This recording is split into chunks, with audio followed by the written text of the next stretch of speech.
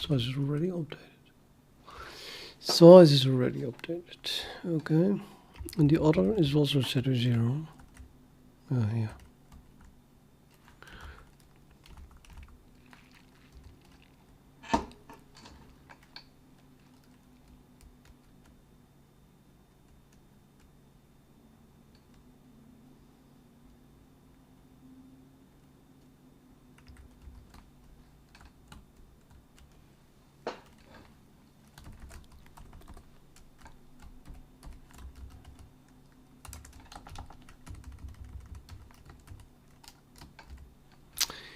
Oh wait.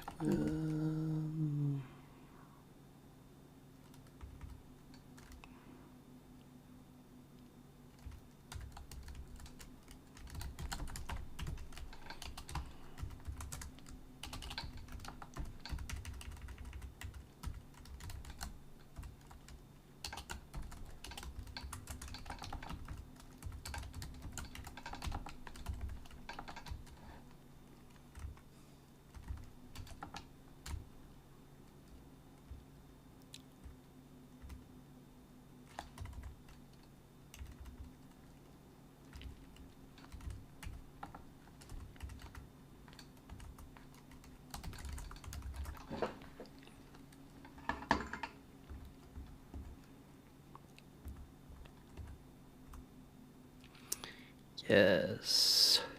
Very good.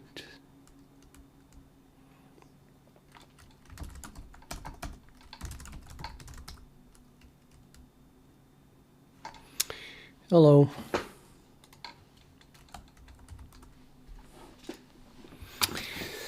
And this is also good, isn't it?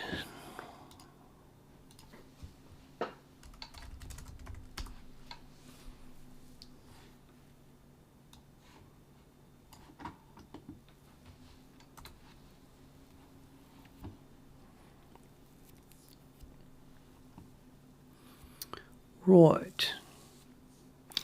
I added 2 constructors. So now let's add the operator equals. Or which one is easier? I think probably this one. What is the difference between these two?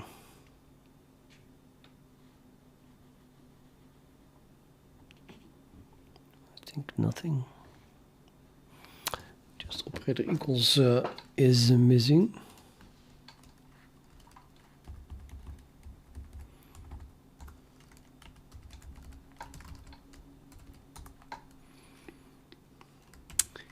Compare to lists, lexicographically.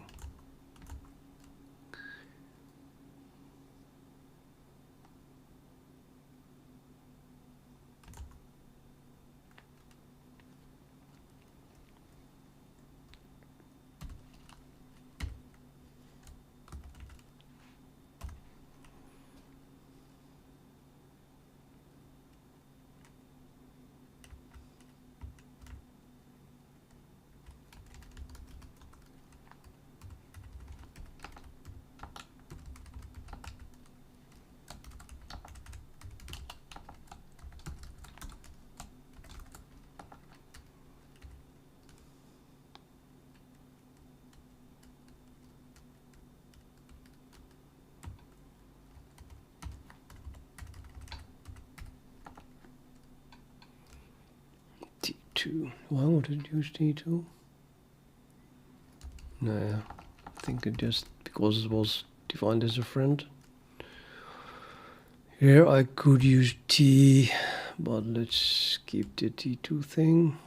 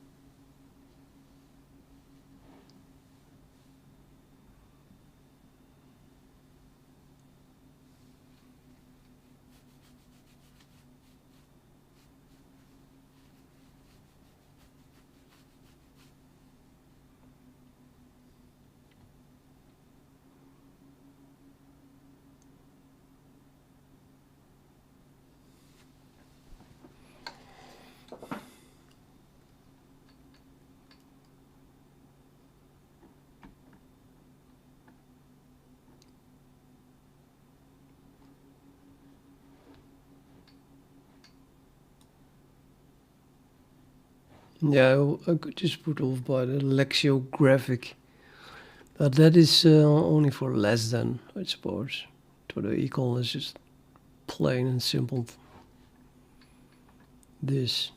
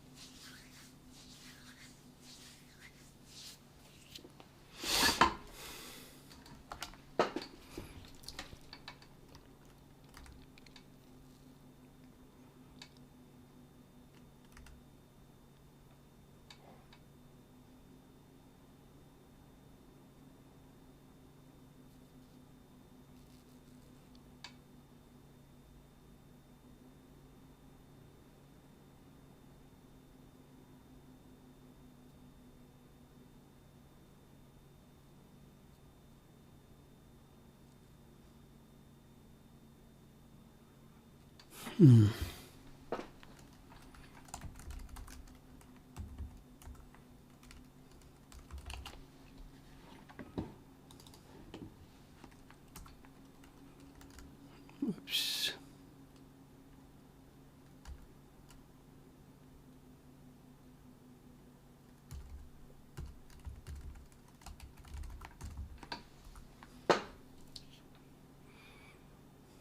Good. Let's write remove.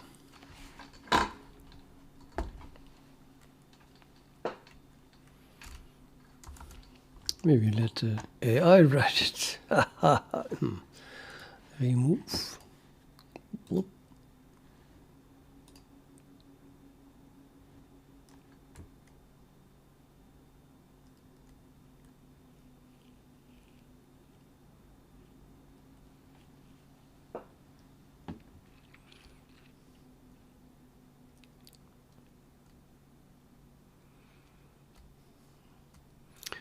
Why do I not have an undefined thing of remove if? Definitely did not implement that one.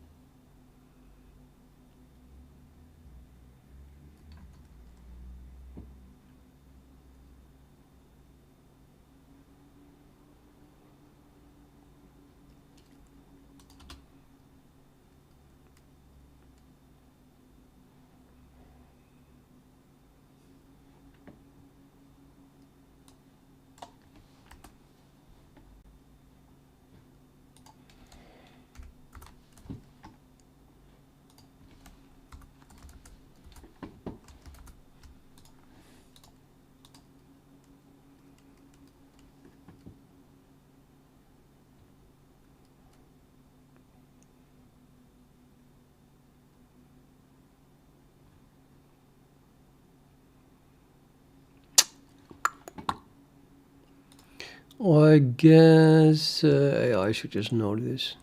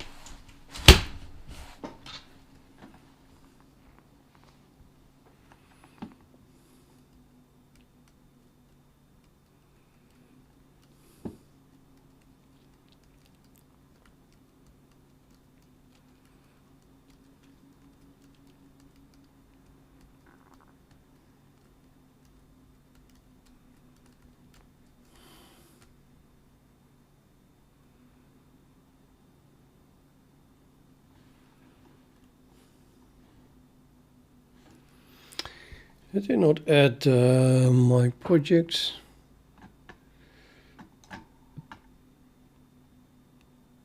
Yeah, I've got to add my project. Damn it. That's why the format is so screwed up.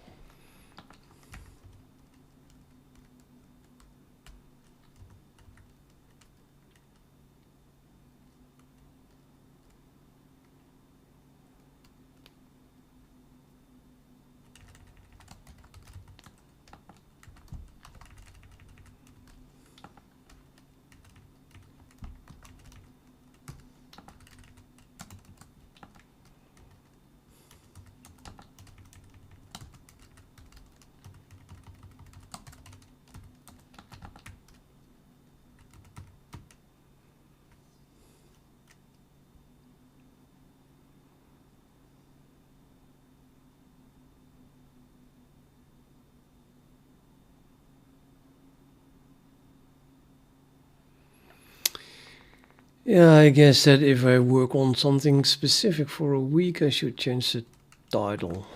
I just always use this title. The algorithm is to find a minimum in a function.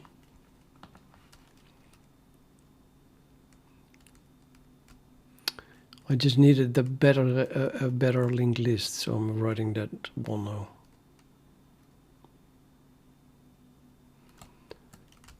I have the feeling that I should use some kind of concept for the unary predicate. Is that what we did run into here? Predicate.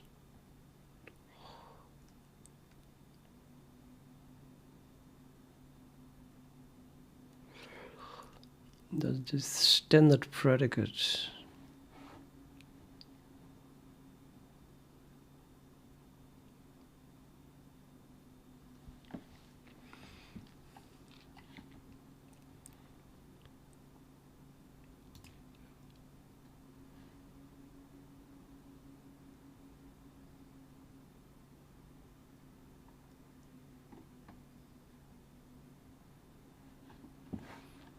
No idea.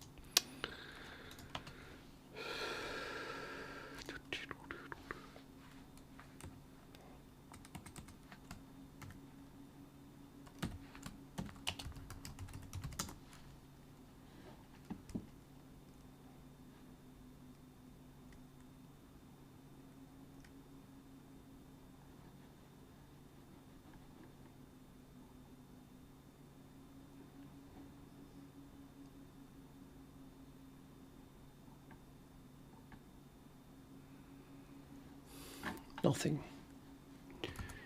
Nothing.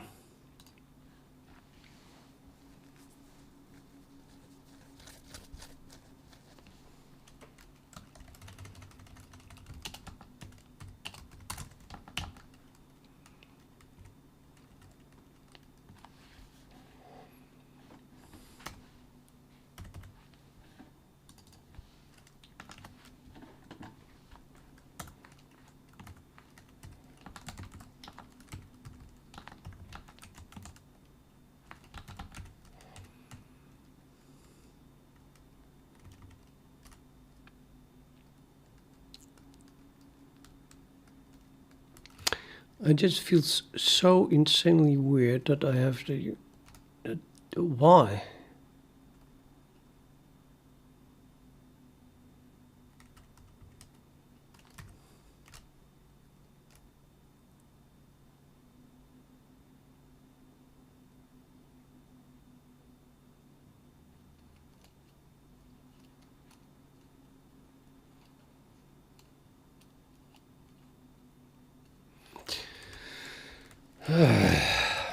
Let's see if it compiles.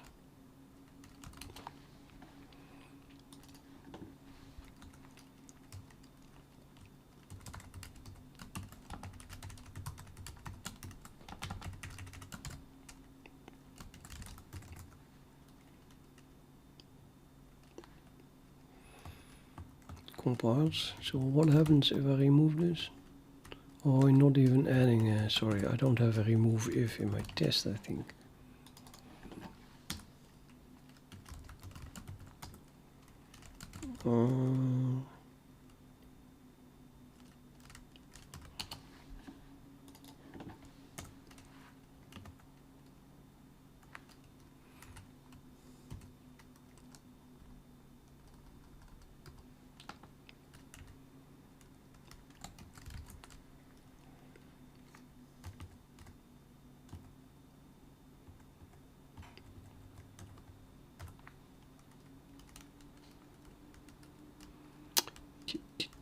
Okay, so that compiles.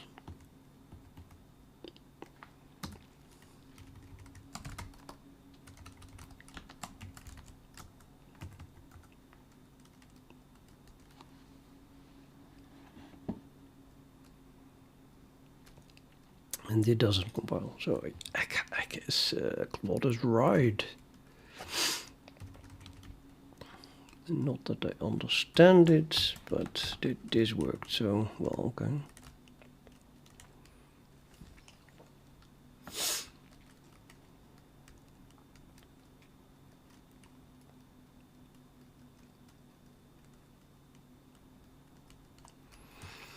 Now let's make something faster than erase, because what is erase doing?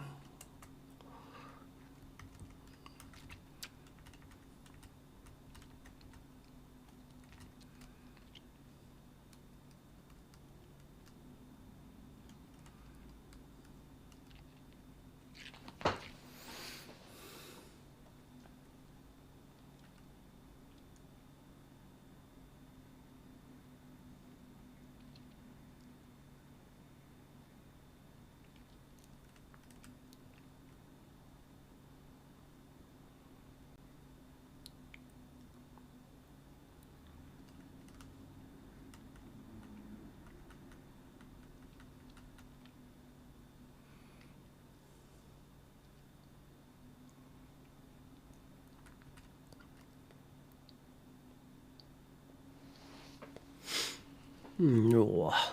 No. No. So you could try to avoid end and begin and then just call this and have this inlined instead of calling erase.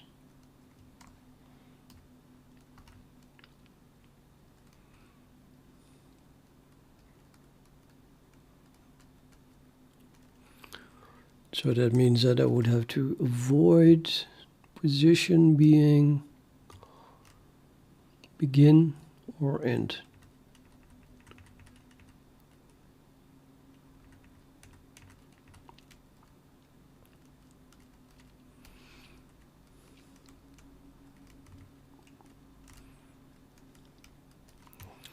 The extract node also fixes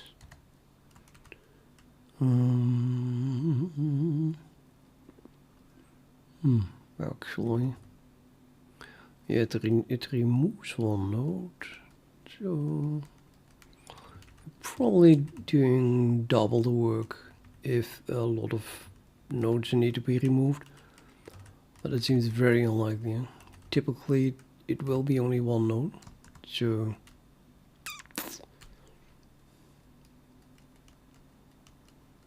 I'm happy with this, just calling extract node before.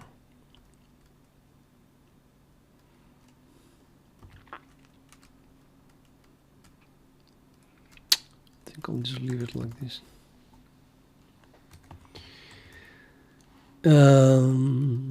Yep, and how do I implement remove?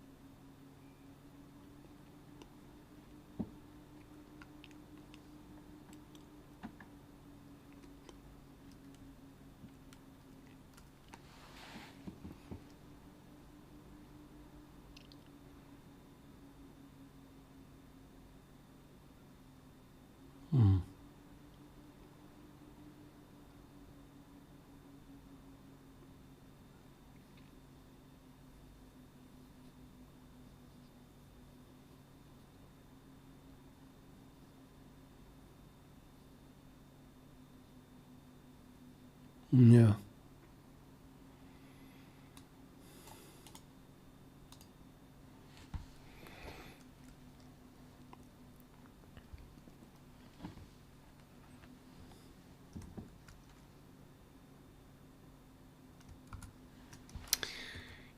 Yeah, true.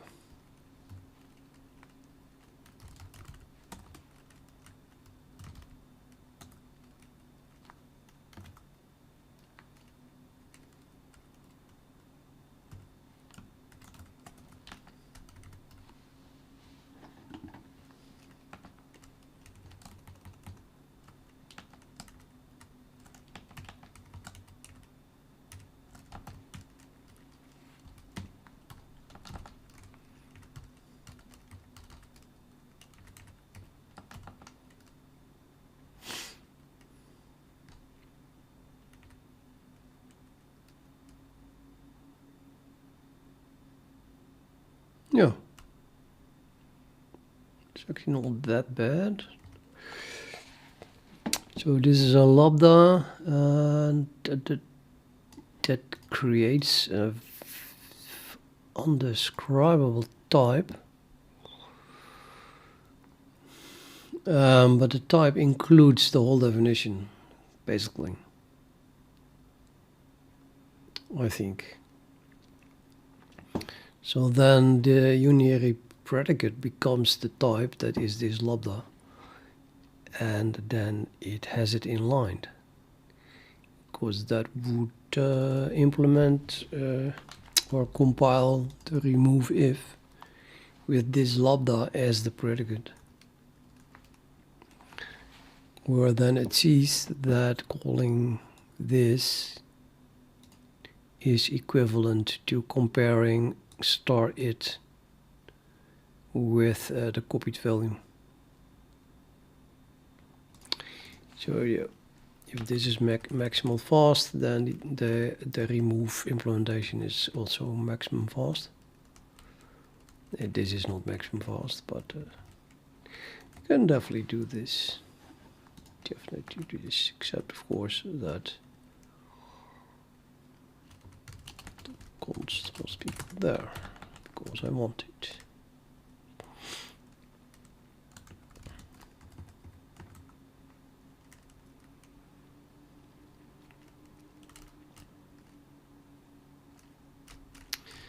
Reverse.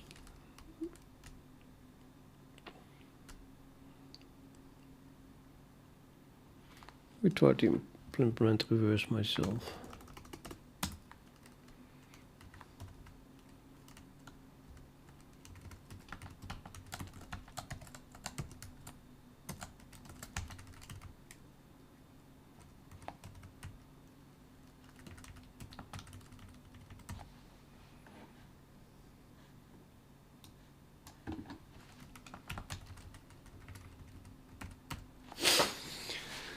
Okay, that means that we have something like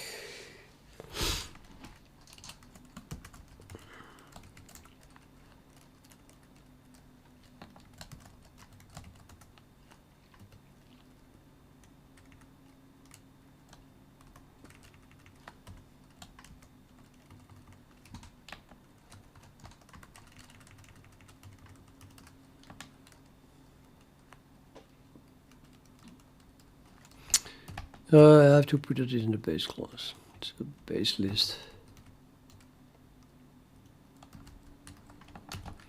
Because it's not using the allocator at all.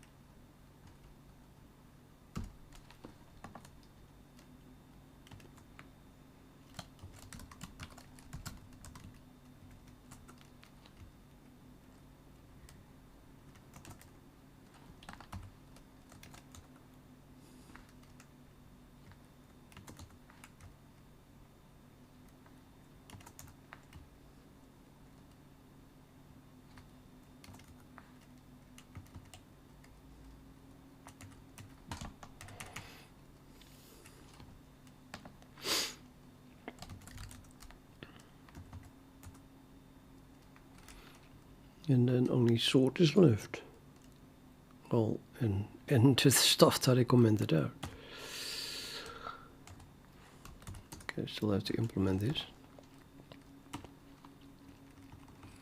So we have a base node which has also a previous pointer, which points to the last element. Let's see. Maybe we have better ASCII art, something with dots in it, like this.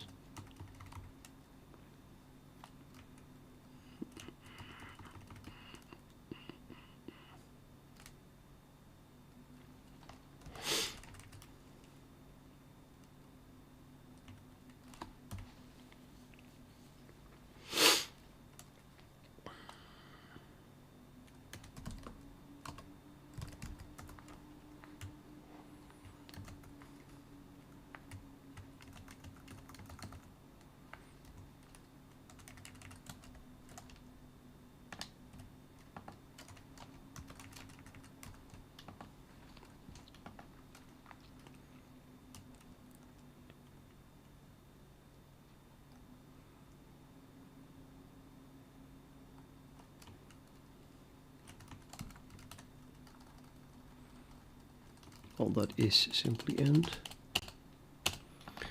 Well, actually, end is base node, of course. Base node. Again. And I'll call this just last equals. It's really the last one. And I have the feeling that it isn't really Well, yeah. Nah. Okay, all pointers are normal pointers, except this one.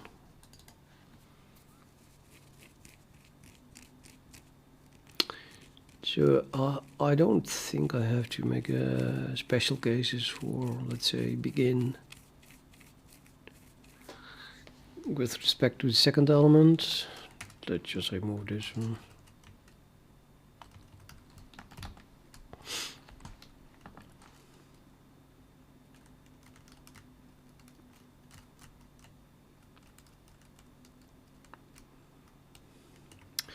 Not even sure if this is going to make things clear. This now is lost, and this is begin.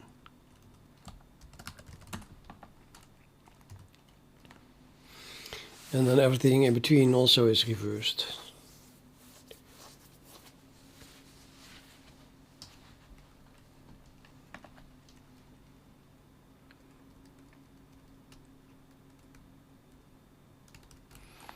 So what does that mean? If you ask me, this means that the next and previous pointers must be swapped. Whatever this value is must become that value, and the other way around, for all elements except the base node.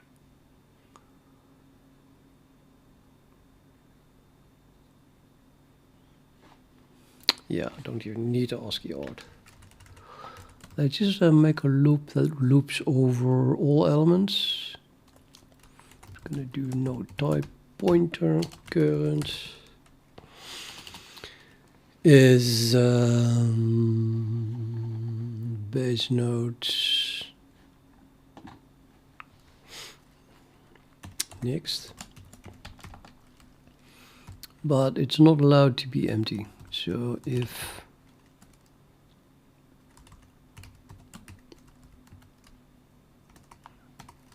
the size equals 0, then nothing to be done.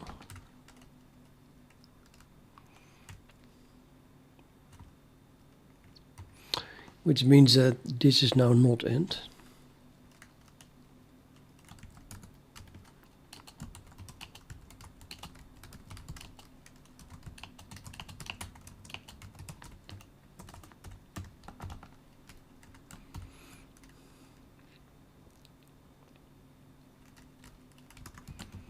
So we can run standard swap on current next and current previous.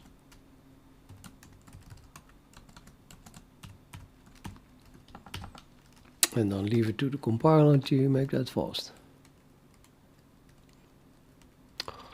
And then we want to go to the next one, so I make a for loop.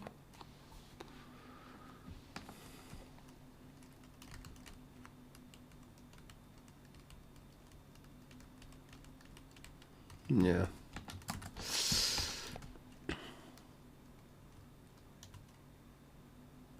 Whatever. Current is unequal base node.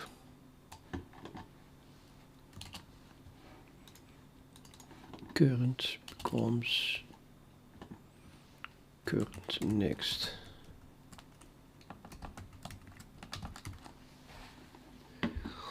So the initial time that we do this, if the list is empty, then next points to the base node. So this is already false. So I don't even have to test this. Then we just don't do anything. However, the base node itself must be fixed in the end. So maybe I shall keep that. So if the list is not empty, then this is not end, and we swap that.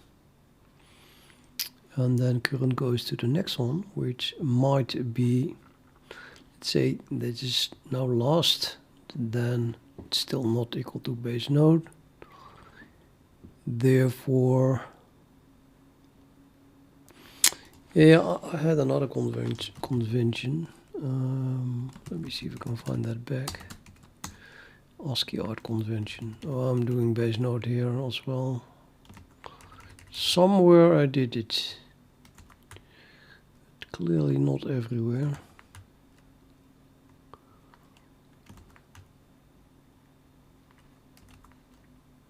Yeah. So in the case of only here, well, it's just shift. So these are pointers, but base node is not a pointer. So I just remove the pointer thingy. Maybe I should do that everywhere.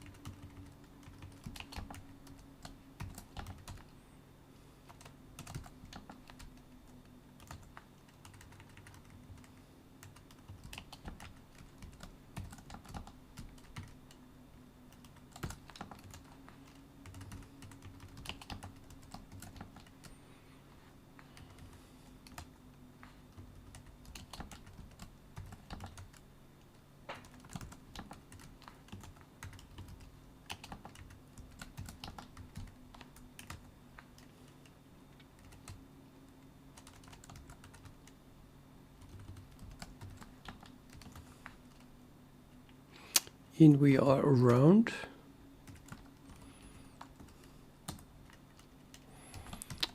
Except that for some reason I did not end underscores. In some cases. Oh, that was the only one.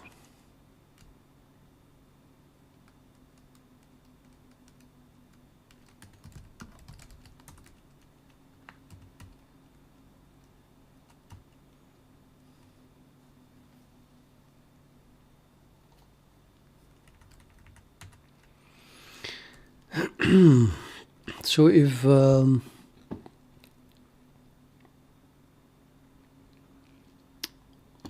yeah, once we this next is that next, then current becomes the pointer to base node. Therefore, we don't swap that, but something must happen with the end.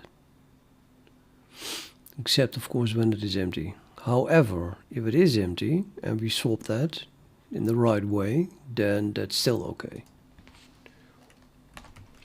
So I'm not going to do this because it's just going to work anyway. Which then means that we have to set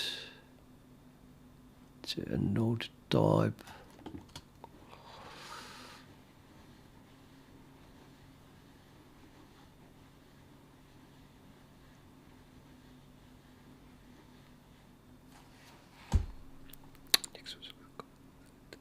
Old begin.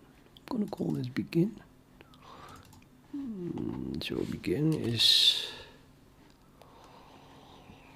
pointed to by base node next, and then we set base node next equal to untained base node previous.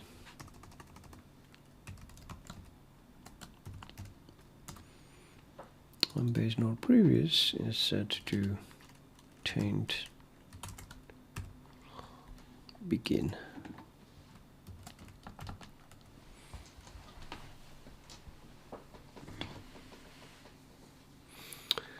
So there's like a swap, but then with an untained and a tained in it.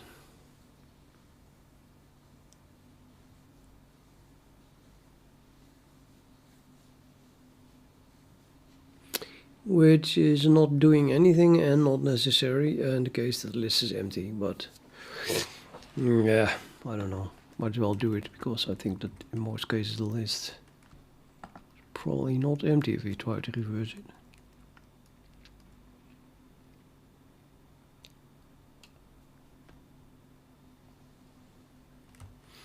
I think that doesn't explain much. Might as well remove it.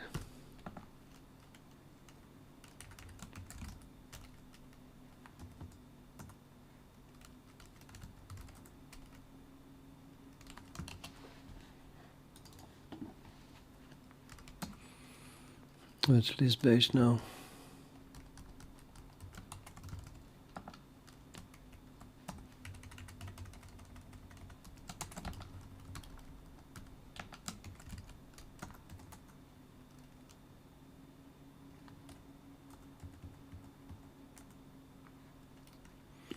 Sort.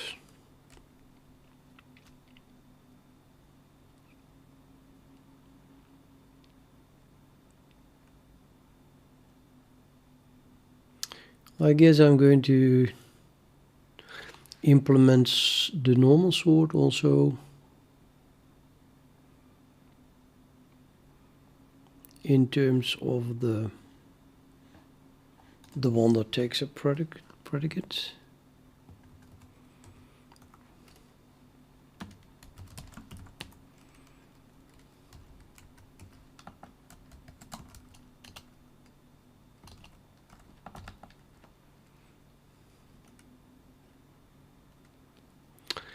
Where I guess that this must be using less than. So we just call sorts standard less t.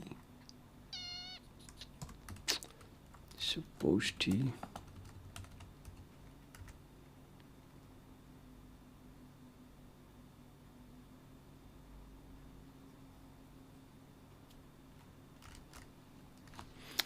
Let's ask Claude.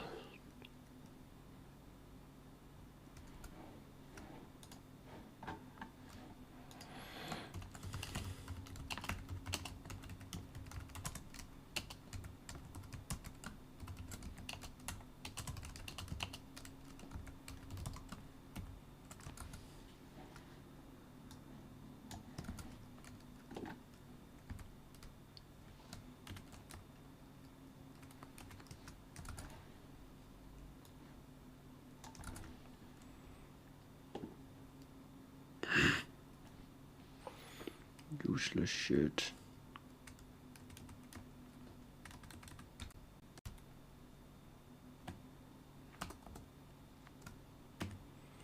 We'll never make this right again.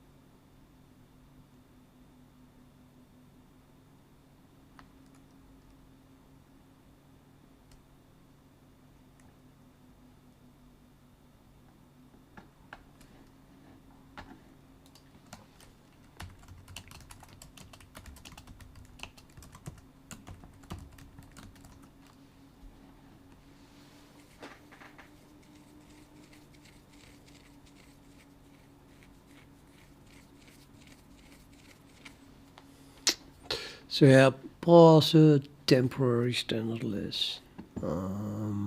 But why is this empty?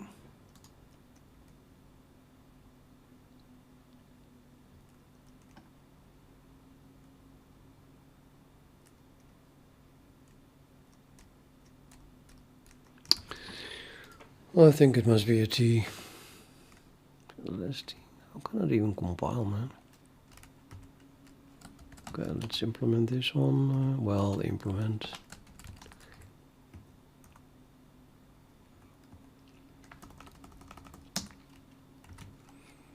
So removing the T. Wow, that compiles. How the F does that work?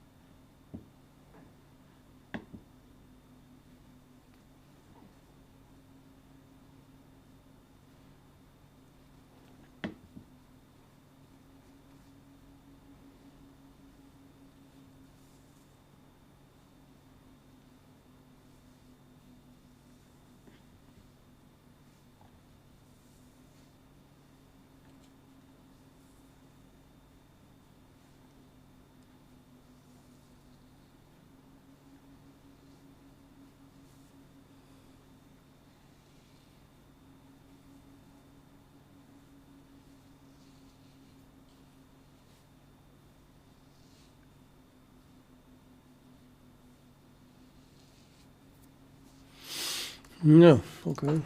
I learned something new, I guess.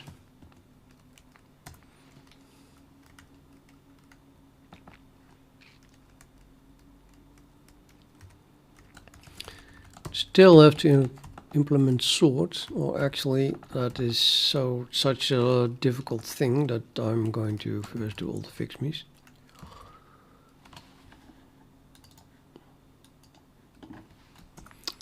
That's annoying enough. Actually, since you have something that compiles data for the first time. Okay, that's not what I hope to see.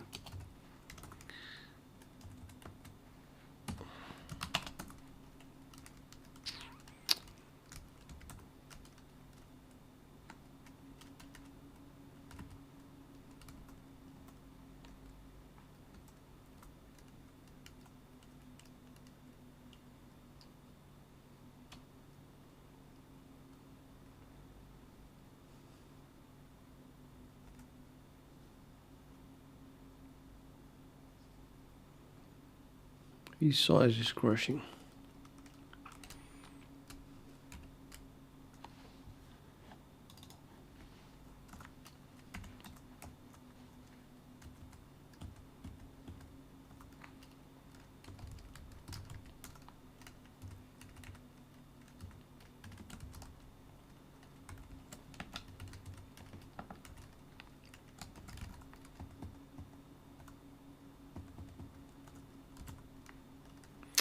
Wow, all tests passed successfully. Shocking.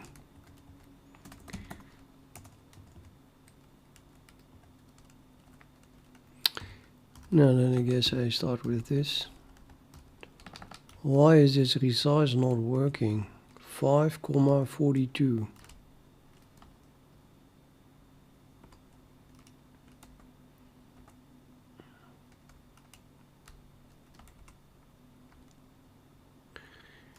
I guess it should be calling this one. Yep.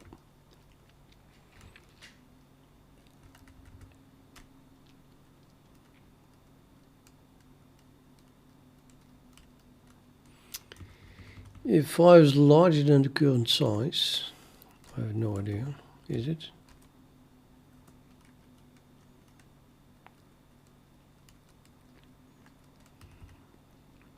The size is 10, so it's not larger.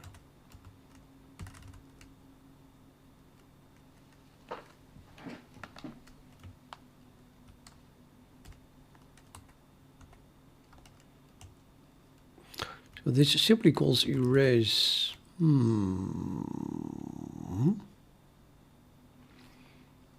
Element after count this and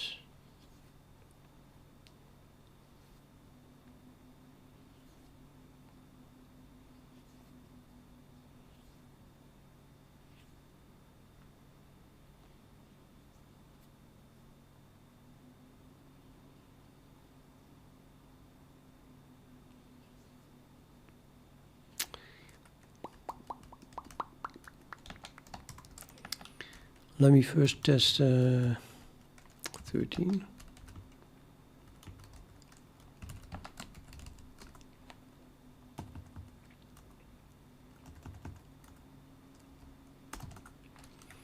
That works.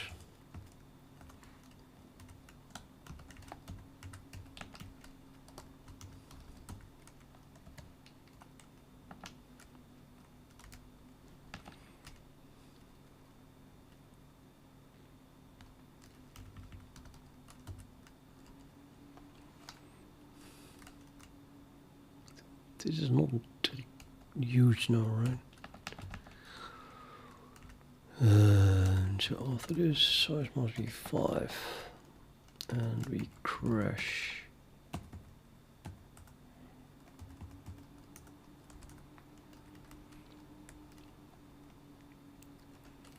Okay.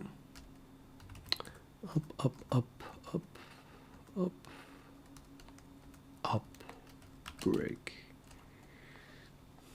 89, run, yes.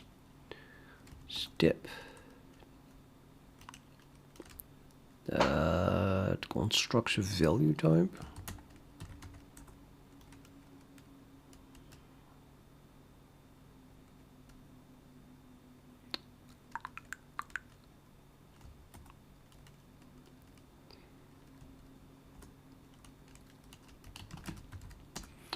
The value type is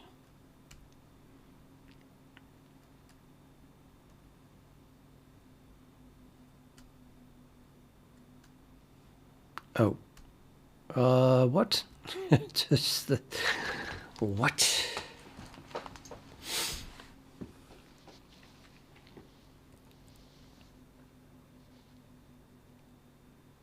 Yeah, this should not be the value type then. I have a really weird list. I tell you that. Now value type is different from all normal value types. I should not have used value type here. Maybe that's the whole reason. I mean, resize is defined like that, but in this case we don't want to pass value type. The user can't make value types actually, so they just pass the T references. And maybe I should check if I do that more often. Value type. It should never enter a value type.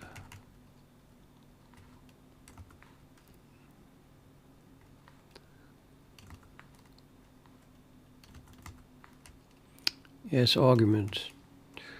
For a public function anyway. Now we are at list. Okay, so that was the last one. Good. And I forgot which one. Resize. Resize. This should have been T.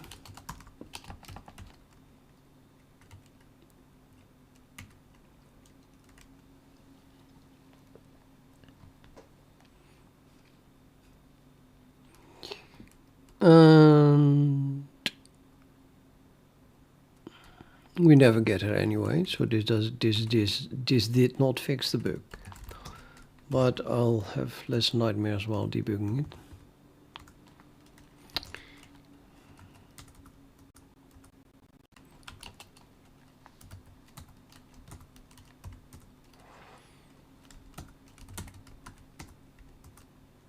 Yeah. Wait a minute. So what the hell? Step.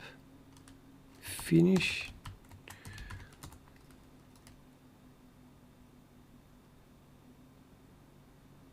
Oh, we no longer construct value type. I'm typing finished.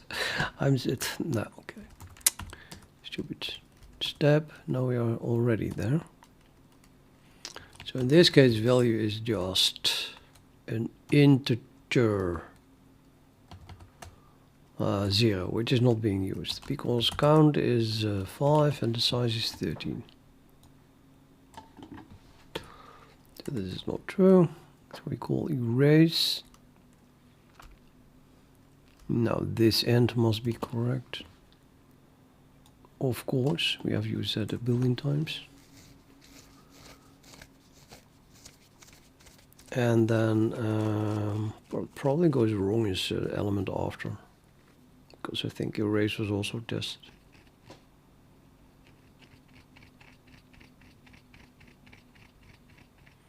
Element after count. What's that even doing?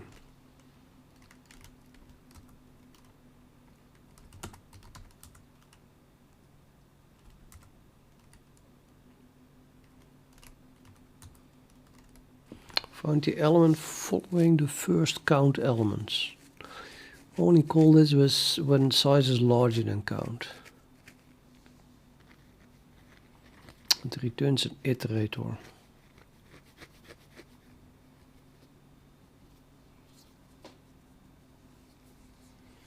Yeah, okay. Next. Next.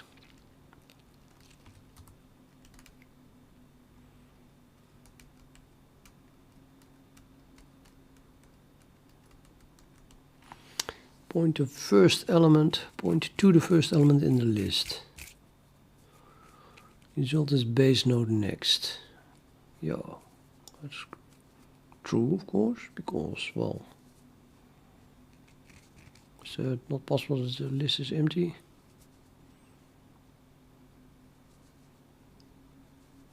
Yeah, it's not possible the list is empty, right? Otherwise we, well, anyway, it isn't empty, so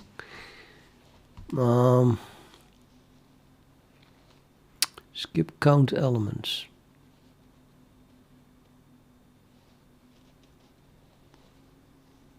Must be me.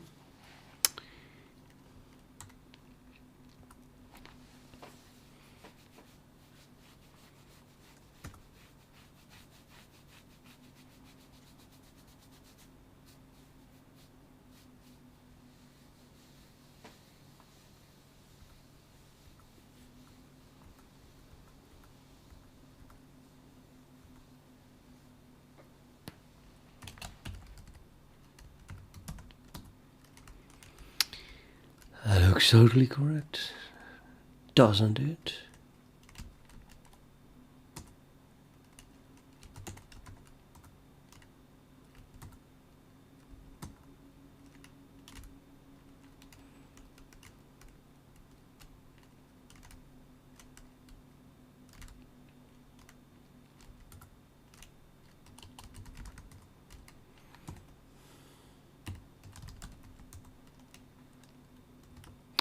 So this is that first thing, same as that. And we should encounter last if we go 8 further.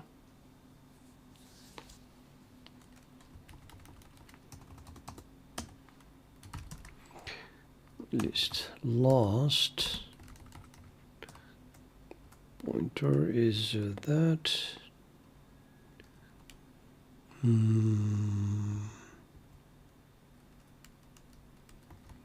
And just print the value.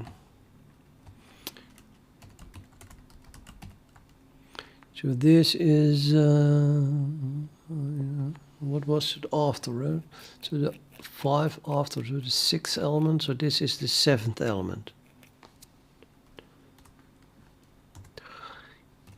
And this is then the 8th element and the 9th element.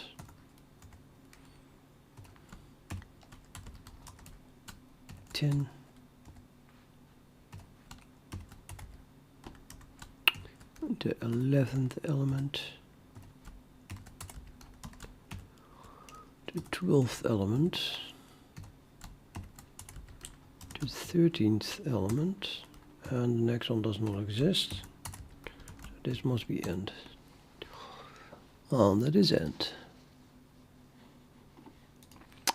Everything is completely sane. So the thing that is wrong is erase. Don't tell me erase was never tested.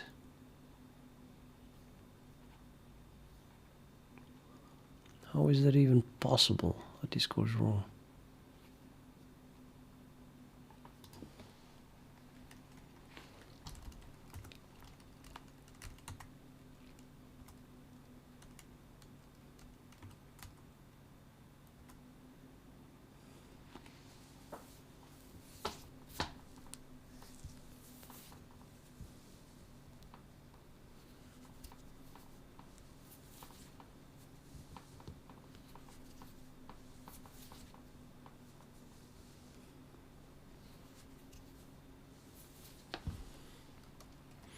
Yeah, last is end.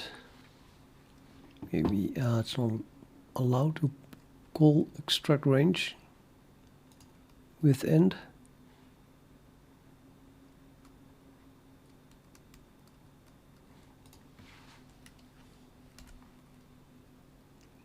Step. In a minute. Or here. Step extract range. The range is not allowed to be empty. Doesn't say that loss is not allowed to be.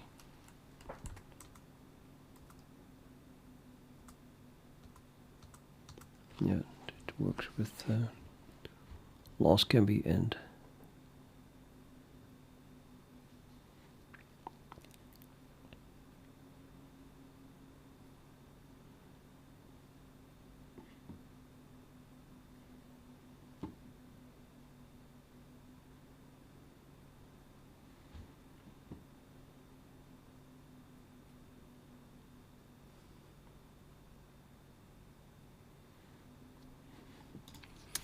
I don't know. I'm just gonna go through this and then check the list again or something.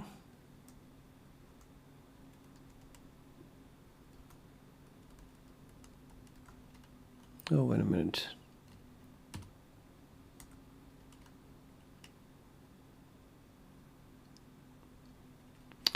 It has already happened.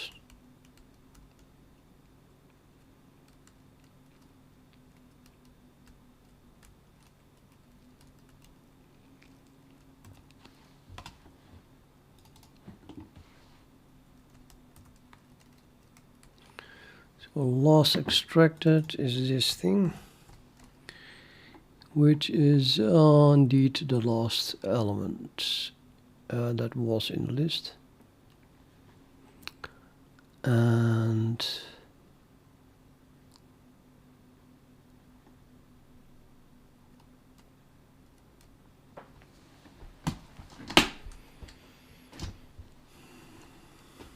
first, I guess, is still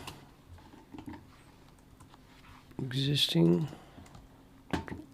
Highlight first. That was the first that is removed.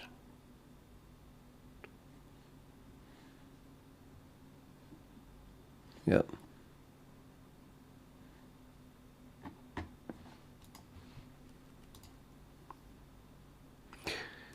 And the list itself, we are inside the list, so let's check the list is sane. It should have 5 elements right now. So base node, base node dot next is the first element.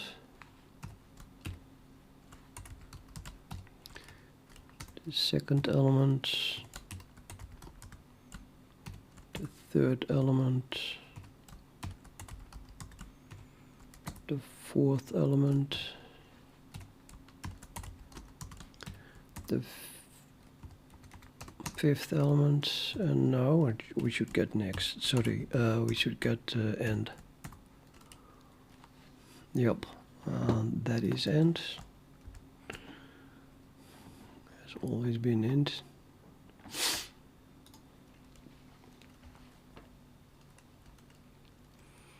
And also and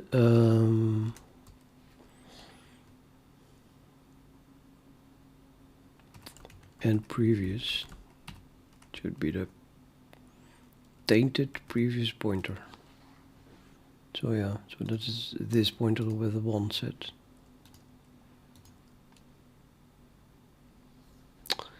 And of course from there we should also be able to go backwards.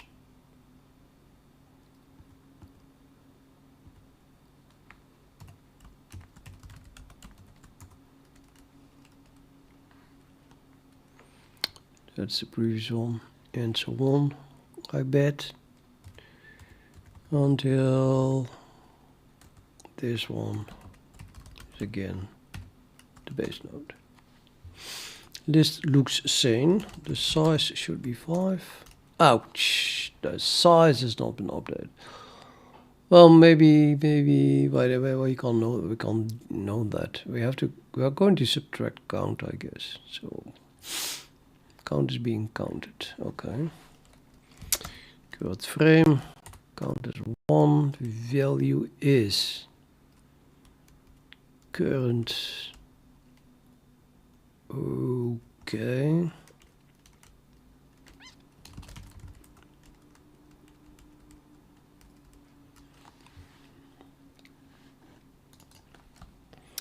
That is still the first one, of course. Destroy value, that should work. Deallocate value, normal thing. If current equals lost extracted, so that's not the case currently.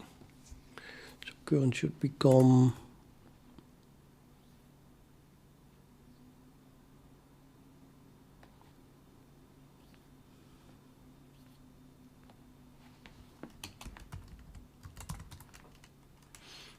okay. Current becomes the next one. No, it doesn't.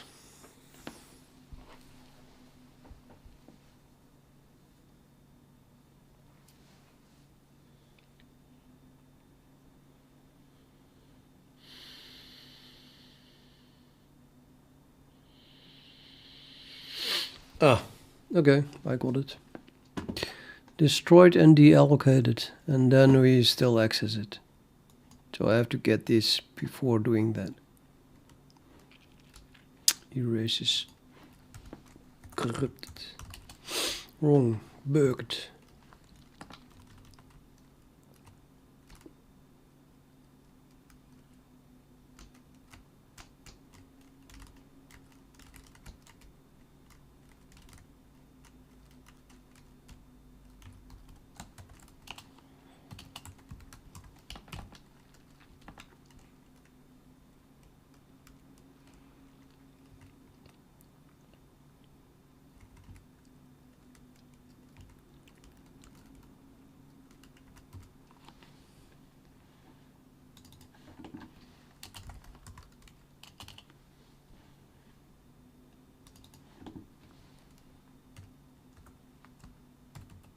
Yeah.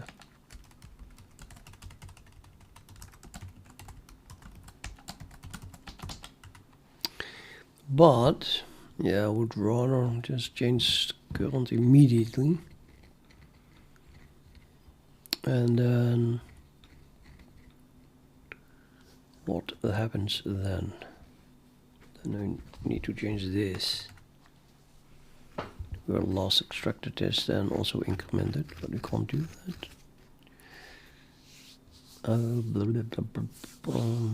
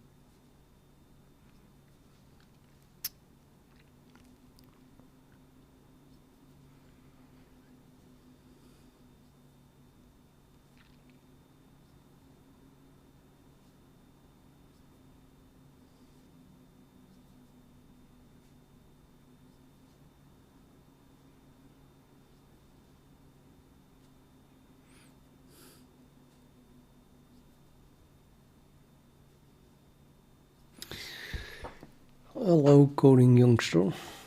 I think that this never returns end, right? It's an element that is actually extracted, so it can't be end.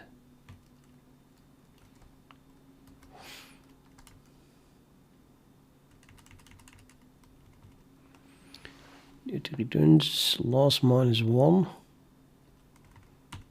which is possibly end previous. So it is not end unless the list is empty, but the range is not allowed to be empty.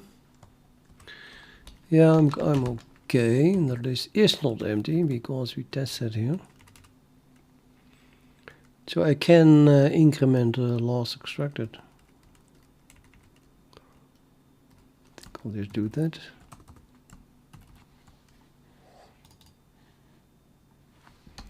Or rather, maybe we do, I just call it last. Oh, I already have a last.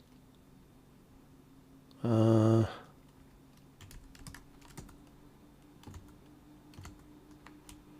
need last.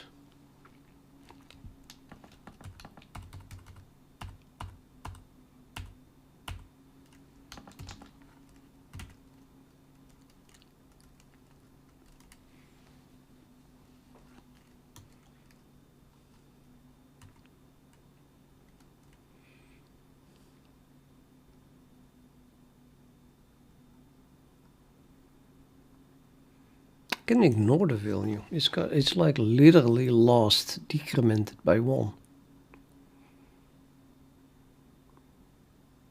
So I increment it, I get last again.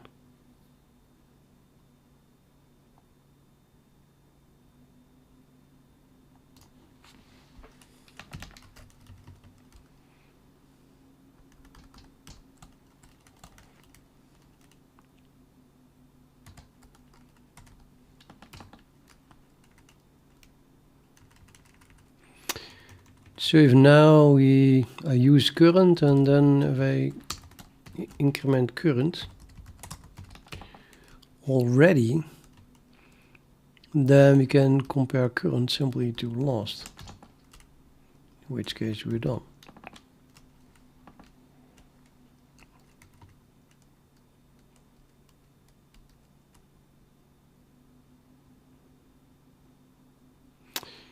And then if I want to do the count here, I could of course move the count from here to the top of the loop.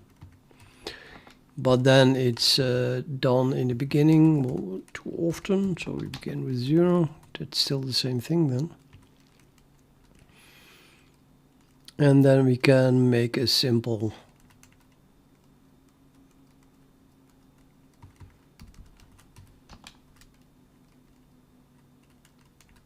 do while loop of this.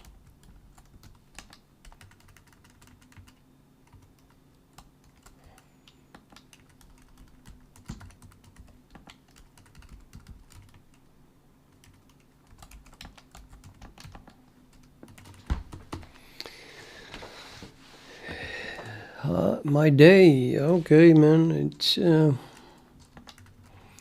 well, thanks for the interest. Where shall I begin? I woke up at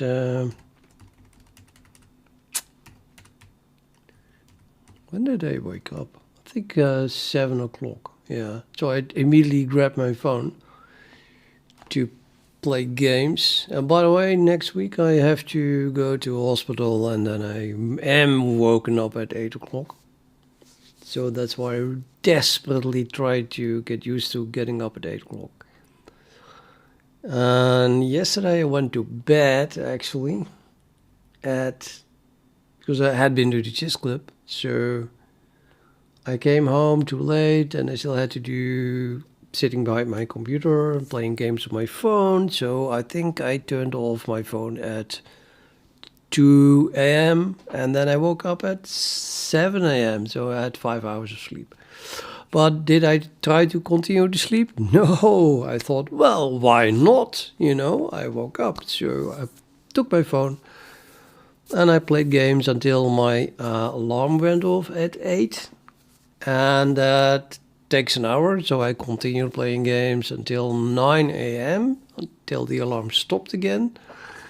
And then finally I came to the bright idea to put my phone away and turn on my side, and poof. And when I woke up again, it was 11:45.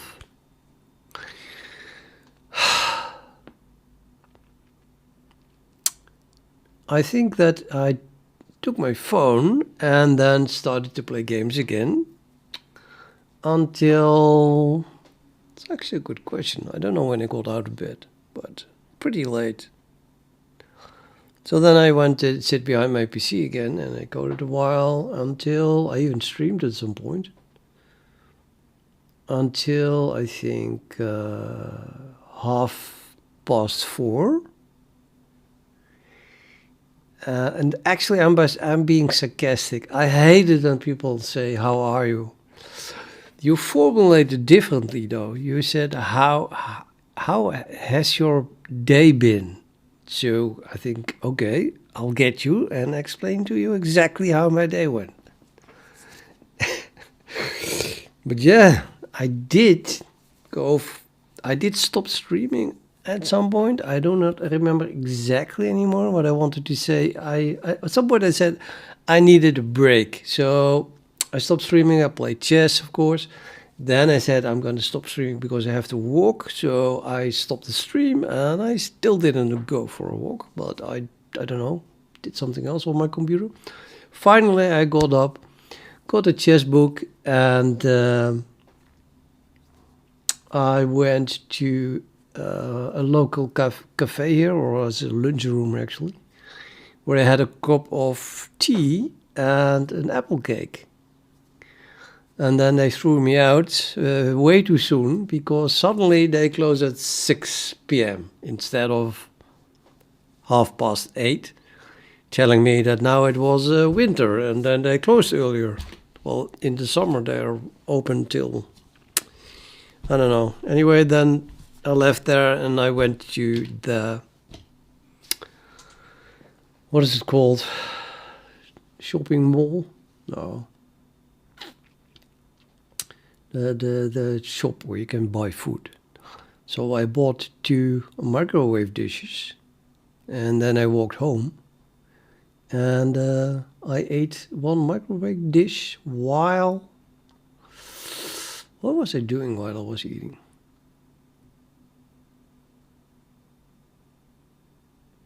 I think coding, yeah. I just worked on my testsuite. So I did eat, and then at some point, I coded, and then I was done eating, and I continued coding. And at some point, I just started to stream again. And ever since, I have been streaming again. So that was my day. Very exciting, very exciting. Now you want to know why I'm going to the hospital. Well, that's a long story. Do you really want to know? Just asking.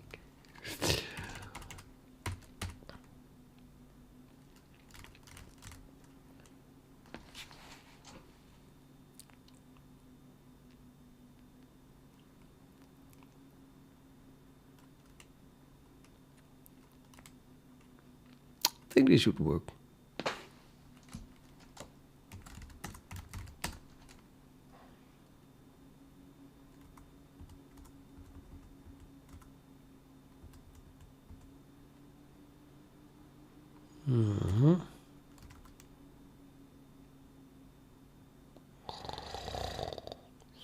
Why would it do this suddenly? All test passed. Good. And this is which test? This one.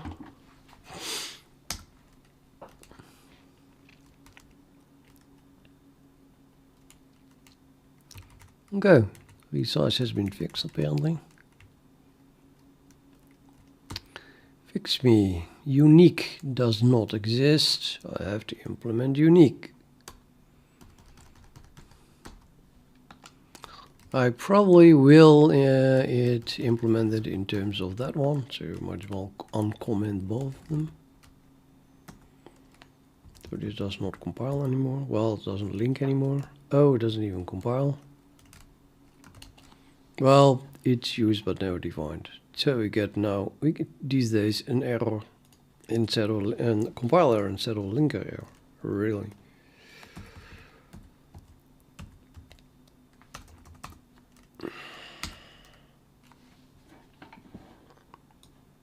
Pretty sure I got the coding youngster to leave while I was explaining my day because he didn't answer my last question.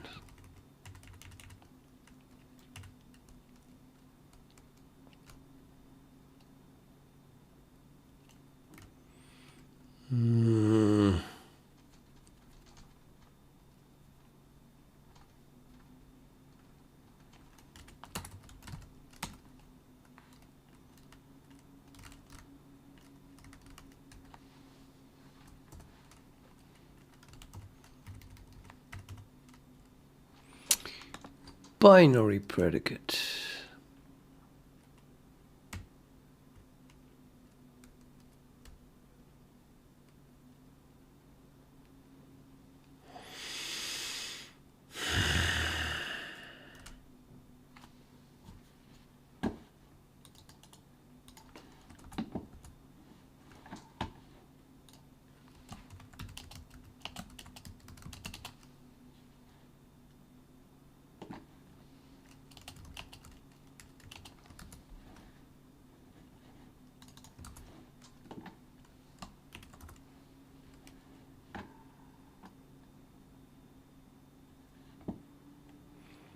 Also predicates.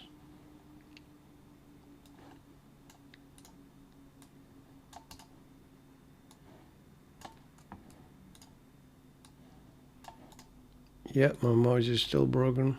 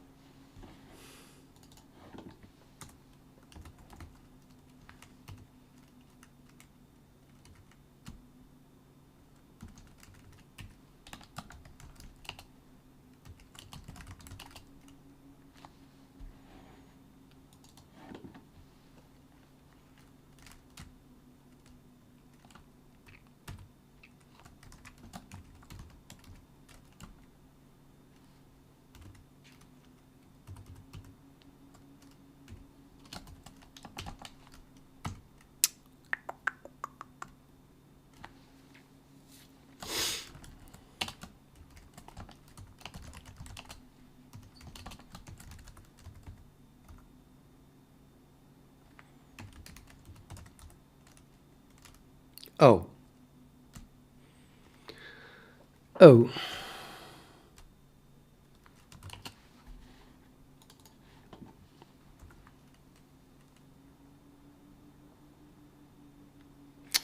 Oh, okay. So it compiles, but it didn't test anything.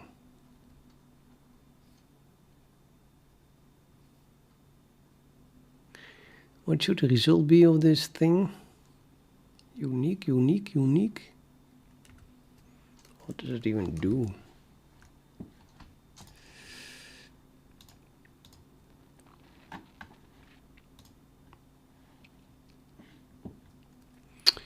Hey, Soup Man.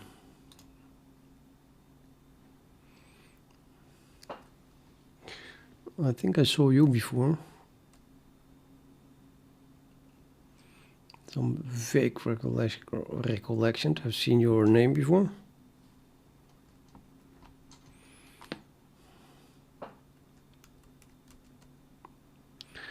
You make me hungry, but I don't have soup in house. Damn it. And the shops are closed. I have to buy soup. It's usually, you know, good for a while, so Should have it in the house.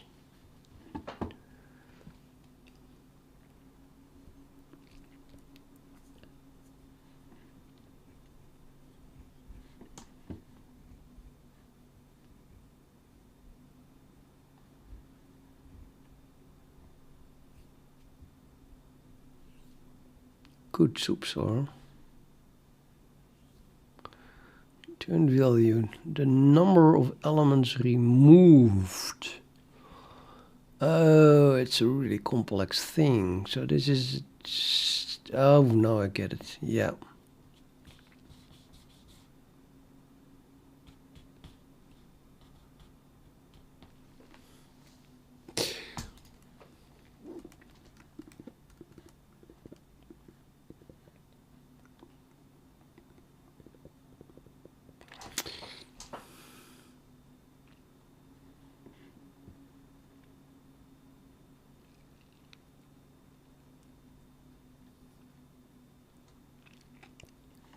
Well, given this complexity, I guess it must be sorted.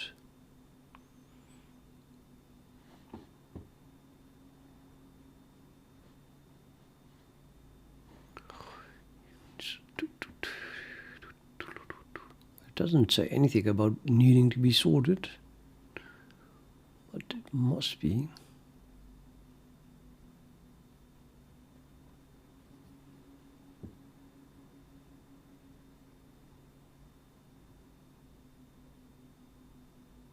That is highly weird.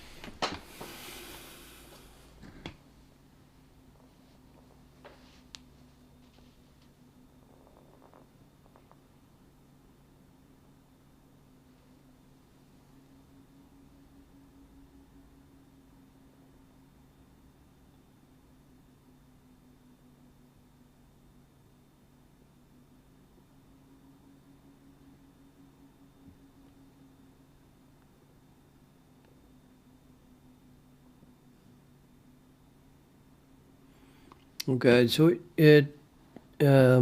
it's not sorted, but it just makes what do you call subsequent? I mean, these two ones got collapsed into one, and these two threes into 1 3, and the two twos into 1 2.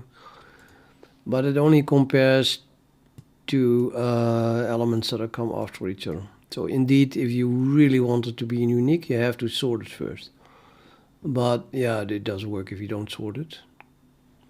And this one removes if the modulo 10 is equal. So here the 12 got removed because the 2, and the 3 got removed because the 23 was already there. And then the 1 got removed because the 51 was already there, and then this 2 got removed because of that 2 was already there. I get it.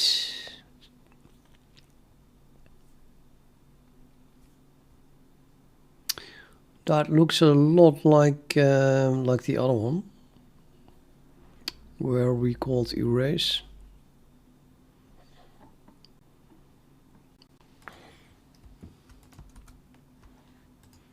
Just slightly different. Anyway,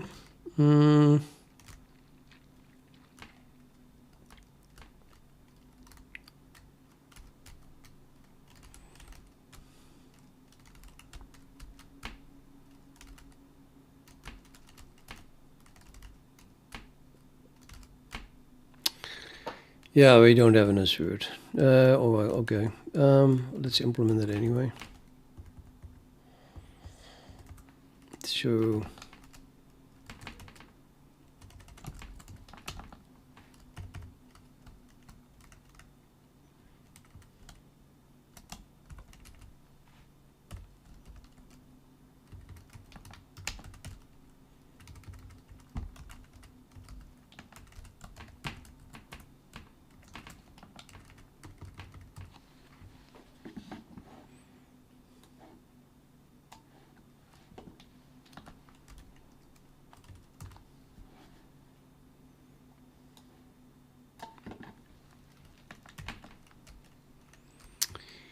type name. Why type name? Because I remember to have, for example,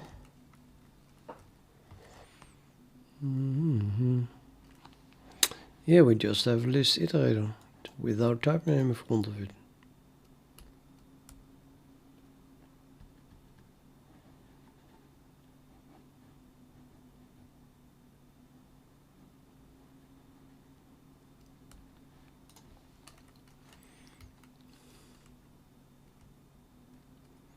And here as well, and here as well. Strange.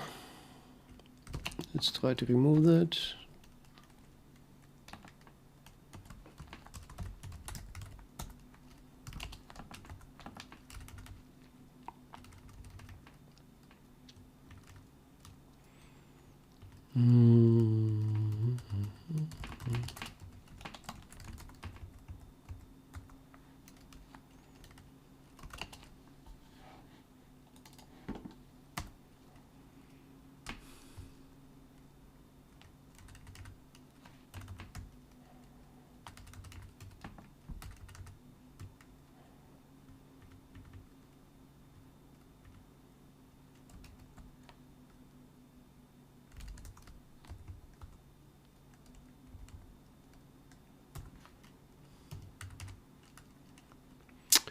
Right, so like I said, it looks a lot like this one.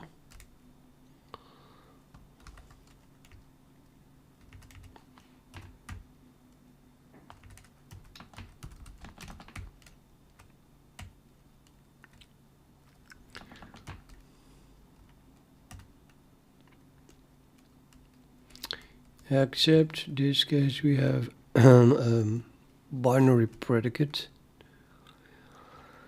where we erase it if it is equal to the previous element that was not removed. So we need a previous element.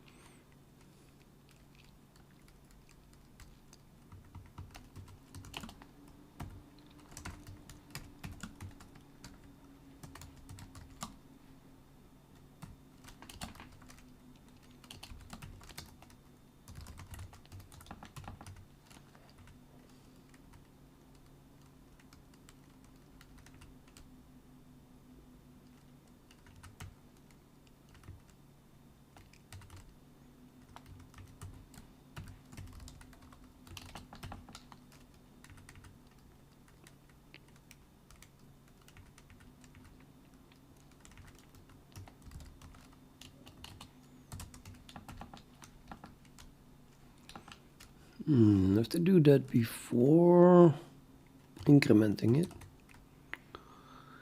And what about this one? No, then we can leave previous. So actually, if this is true, then you just erase it and previous doesn't change. So previous only has to be set here.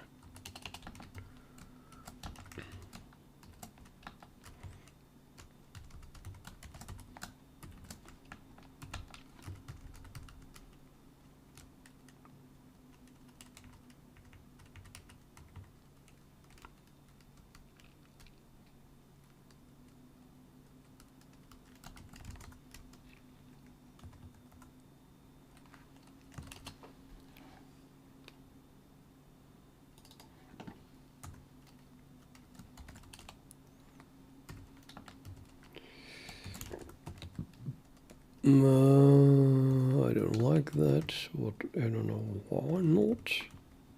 Might as well do this.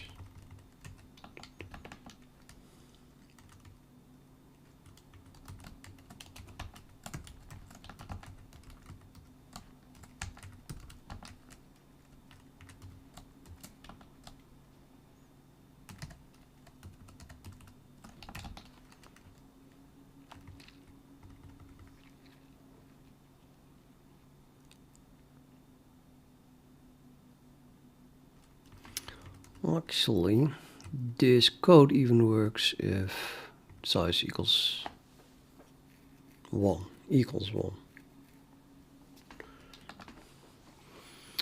Because then previous is begin and then this becomes end, so we don't do anything.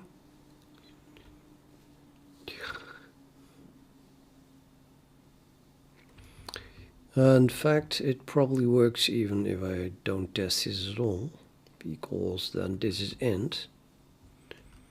And I think that if I increment end, I get end back in the case of an empty list. So in the case of my my list implementation anyway.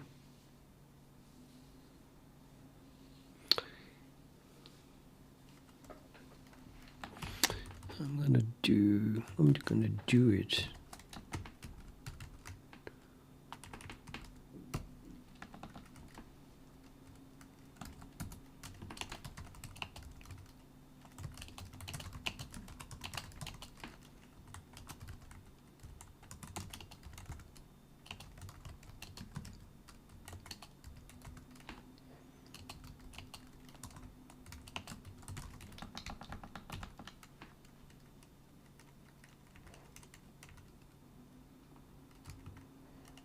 Well, that's not true. Sorry, because in an end, if the list is empty.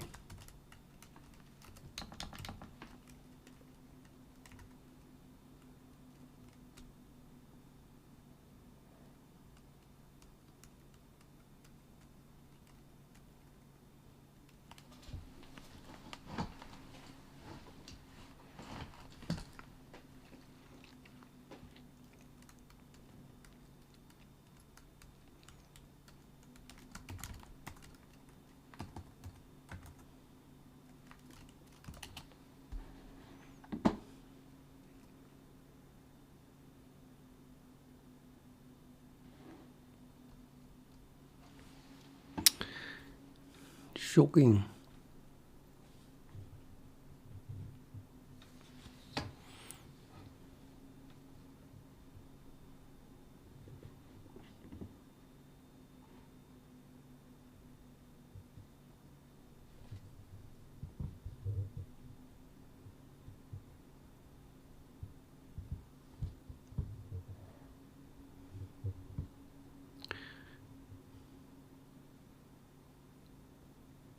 How on earth did I not run into this before?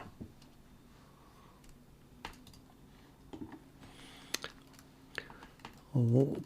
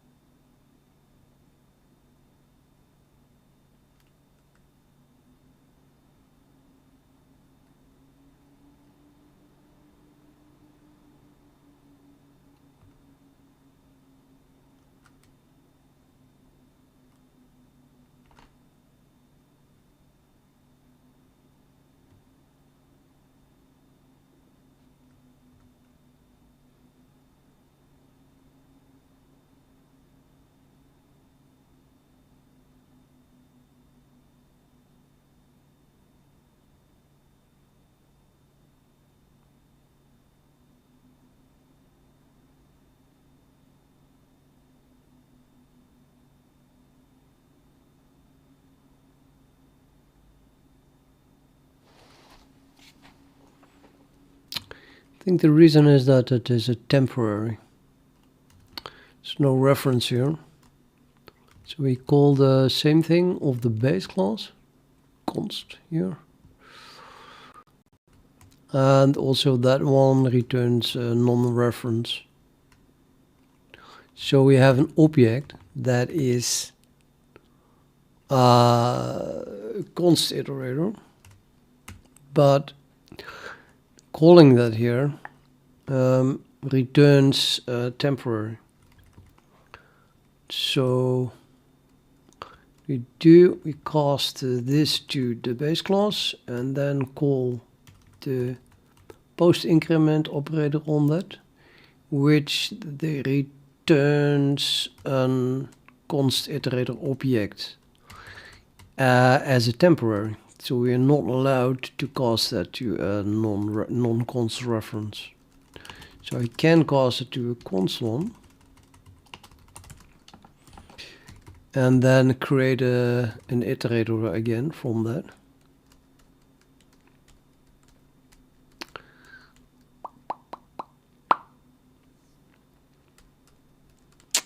But to be honest,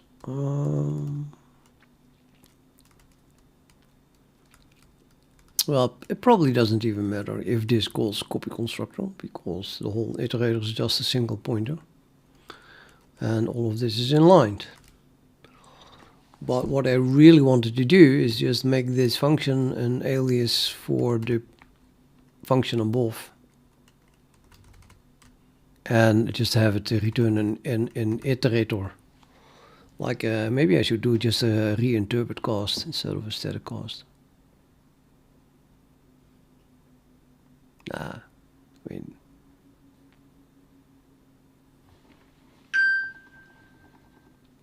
no, actually, yeah. I think you can do a static cast from a base class to a derived class. But of course not by value, because yeah, if you add elements here, then that would be not working. Yeah, but if you have a reference or a pointer to the base class, then you can tell the compiler, yeah, but I know that it is actually created as an iterator. So yeah, you are allowed to cast the base class as a reference or a pointer, but I don't want to do that in this case, because I just want to return the exact. Well,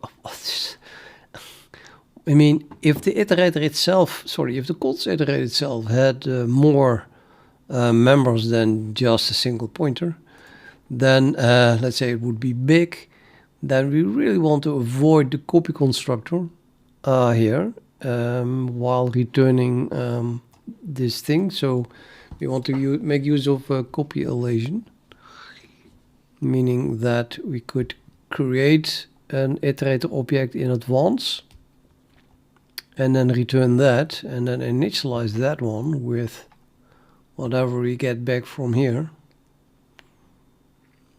But that might actually work. Oh, let me try that. I mean, I think this is already the perfect assembly, but theoretically you would want to use the copy elation thing, meaning that you just start with creating the return type. However, that will then collide with the return type on the stack already. So actually this one is constructed by the caller, and then this thing is the same thing as that is on the stack. So there is no copy being made. That's called copy elation. You call that result, and then here we do return result. And now I want to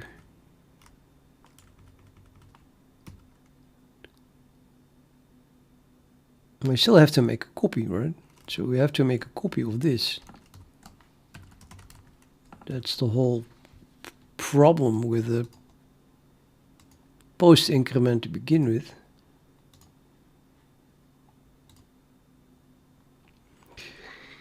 And the funny thing is that the post increment that is being called here is doing the same thing.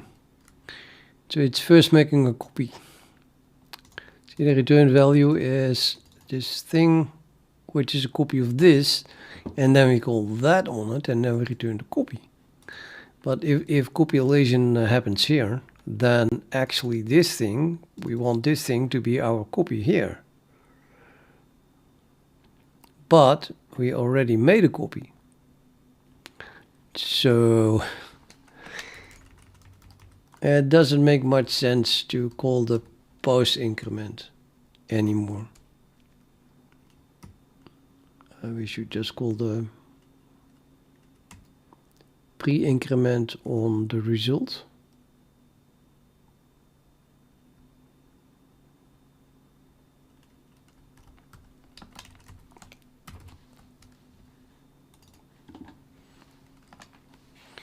Which is then this function.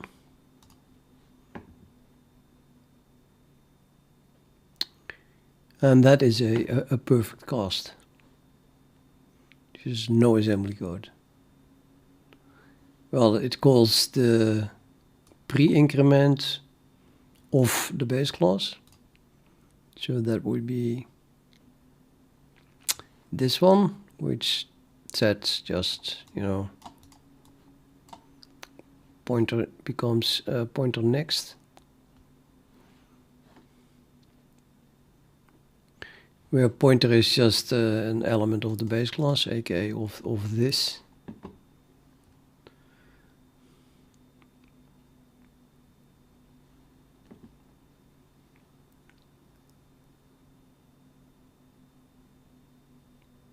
And then the cast is doing nothing. Was well, it's just exactly the same thing. It's not even an offset, just a type change. And the return value is ignored. Actually, it is an iterator reference, so that, okay, that would be a reference to result. But I want to make use of the copulation, so I rather just return result instead of say return this incremented result.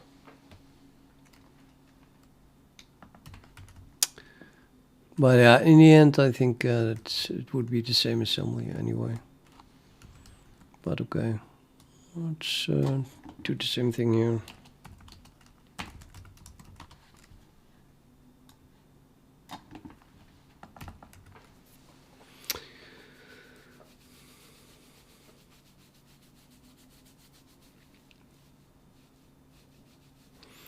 Now, alternatively, of course, you could make this thing protected instead of private. I can already access it because iterator is a friend.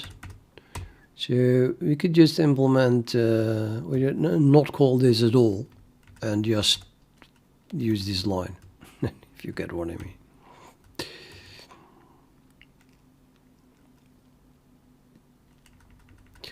But then I also have to copy this line. And then I started to have the feeling of code duplication. So I mean, for the single line here, I'm willing to have code duplication because it's so trivial.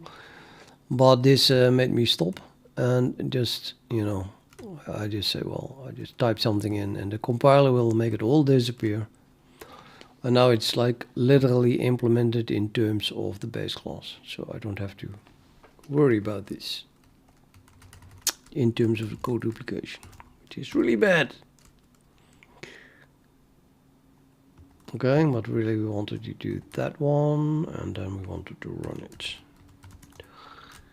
All tests passed successfully. So then we edit this one again. Fix me. That's the last fix me. Impossible. Sort has not been tested. Probably having...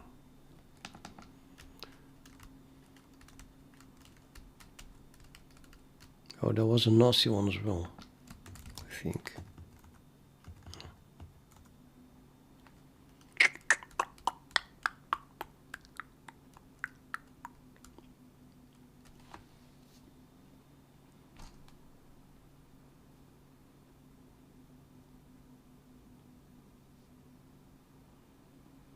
Yeah, it's like simply that I did not implement this thing.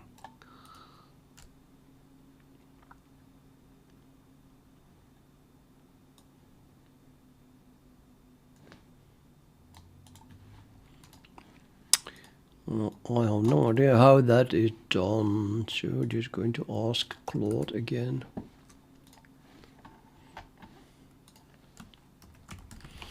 Please write an implementation for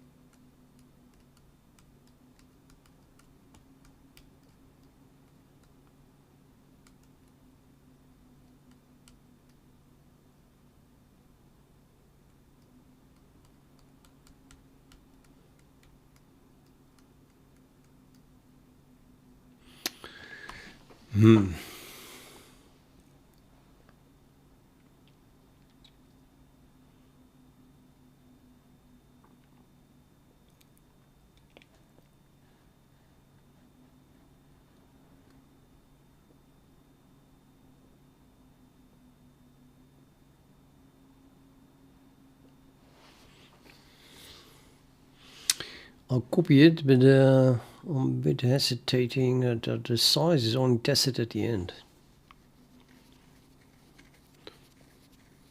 Apparently the first elements are more important than the size. Well, I guess it can, yeah.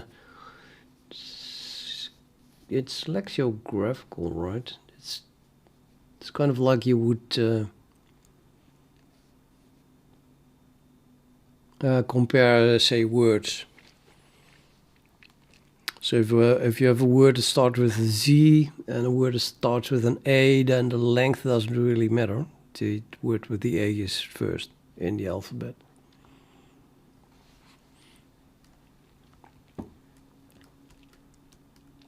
So the only reason we will get here is when both begin with the same string, or one begins with the string of the other, and then one of them can still be have more characters. And if that is the case, then I would say that the smaller one comes first, in case this is less than.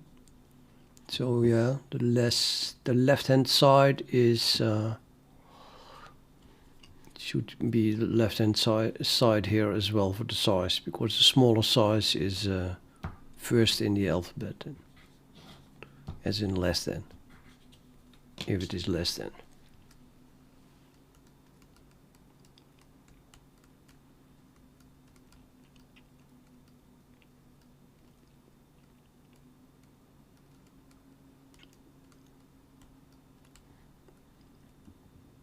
Oh.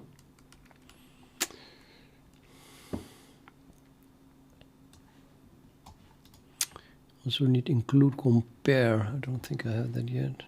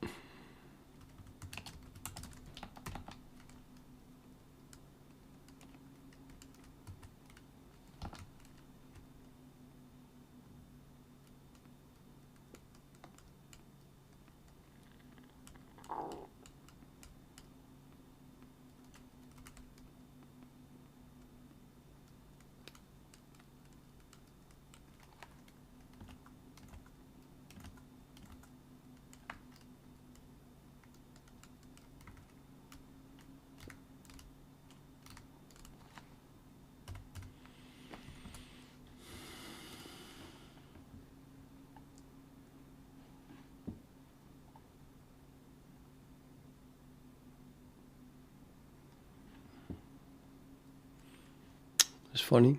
I said T2 here, but it changed it into T1.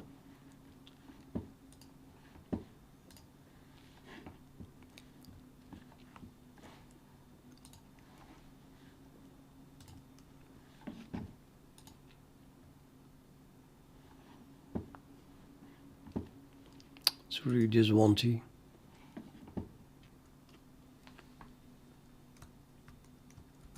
I think the reason is that I call it T2. I'll just copy this. Just T. Oh no, I can't. It's called T2 because T is in use here by the class itself. But yeah, it saw T2 and it thought that I made a typo, which is funny, I guess.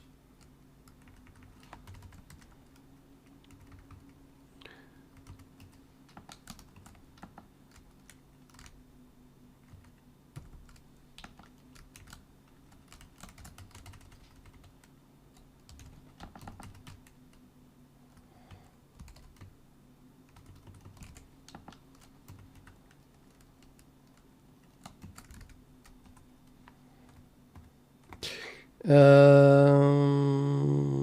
minute. Yeah, never mind.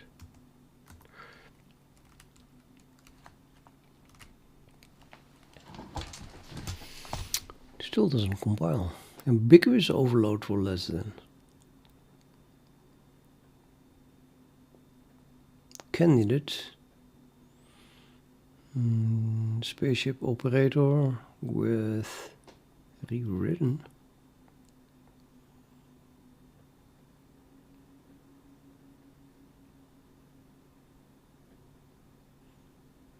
We have a disagreement about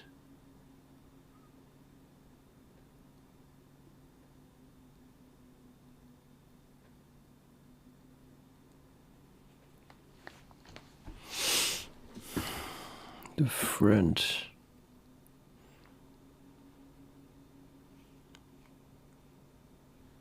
I think the reason is the auto.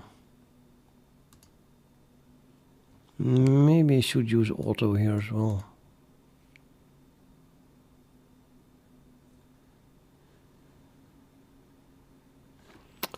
Probably would work.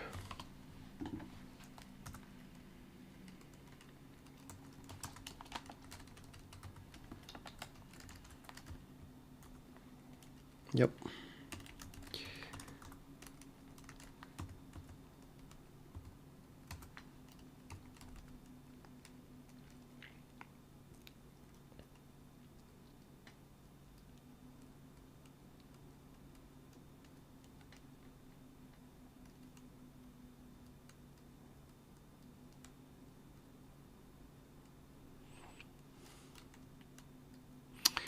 Apparently it doesn't really make a difference then if you compare this or sizes. So you have two returns. Well, this is using twice T2, but here I'm comparing sizes. It's kind of strange.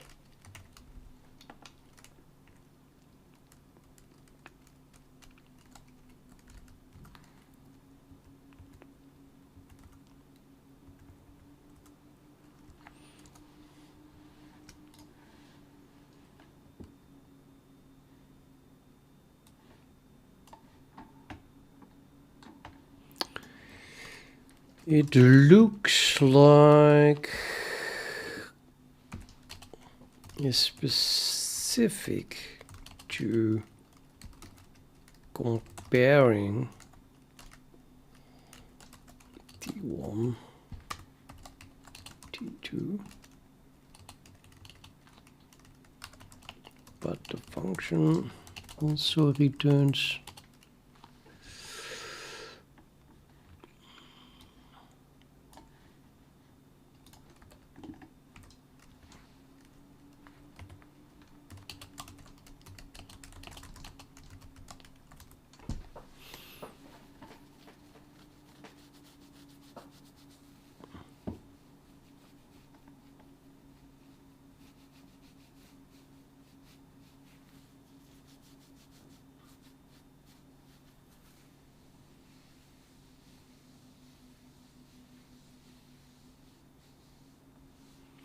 Holy shit.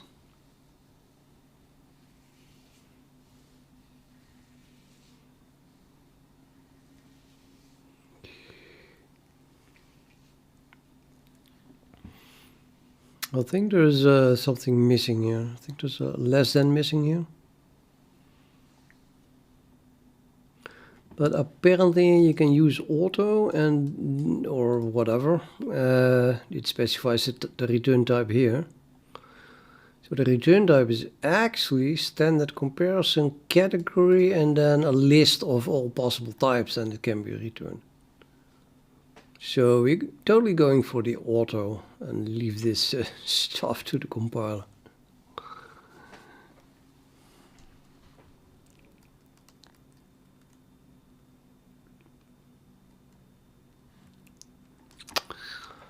Yeah, okay. I do not speak Russian, unfortunately. Or unfortunately, I mean, for you. Though I wouldn't mind if I just could fluently speak Russian. Absolutely no problem with that. It's just, you know, I snap my fingers and suddenly I could speak Russian. That would be pretty awesome, and I would definitely go for it. And then I would go on holiday to Russia, maybe, to have actually have a benefit from knowing it. Did I know really? I should have been in bed like half an hour ago, so we have to wrap up. Fix me. There's no fix me anymore. Everything is implemented except sort.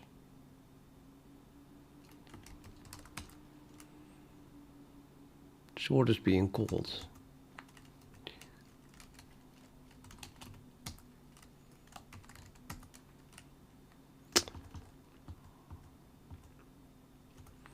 I'm very sure I did not implement sort. Oh, that's how I did it. Okay, so we uncomment this. Now it's not implemented yet, and then we definitely get an error here. Okay, sort must be implemented.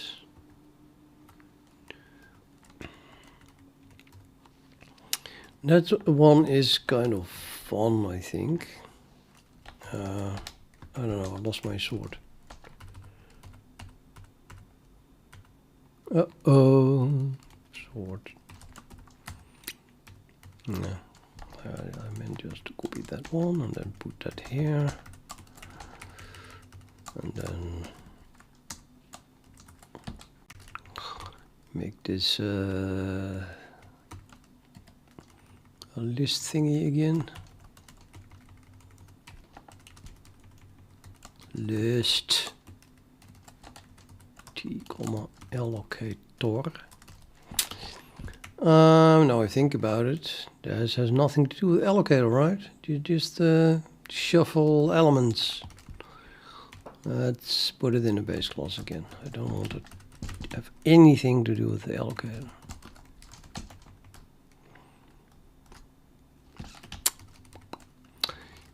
Which means I'm going to move it up and put that where the other ones are, the define stuff from the base class. Let's pretend to have some kind of structure in this file. There are still no list base.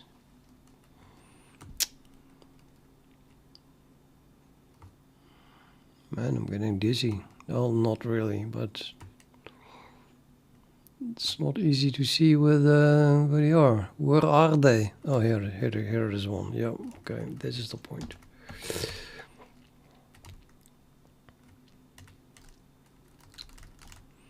And compare is a binary op, I think.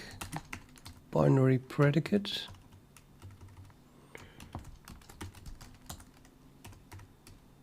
Might as well add that.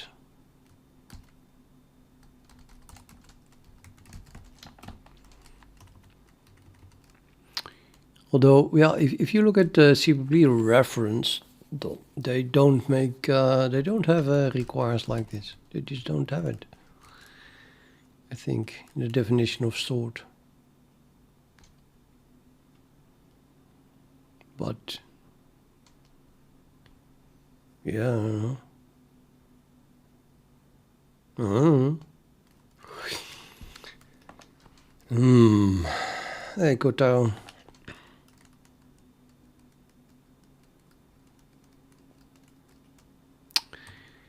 I don't know. Kotaro, you tell me. So the C++ reference does not mention this requires for compare. So you can just pass absolutely every type, and then you get a compile error and it doesn't work. Should I or should I not add this requires?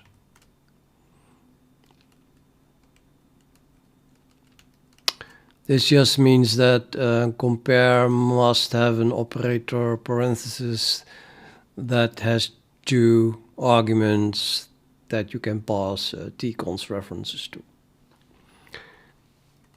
I mean, you get a more clear error, I think.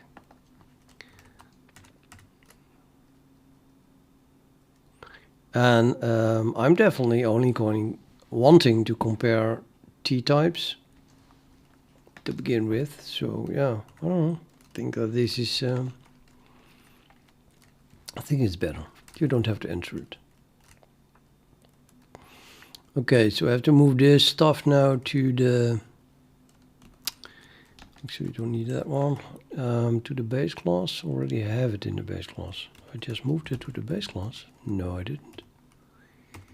This is still here.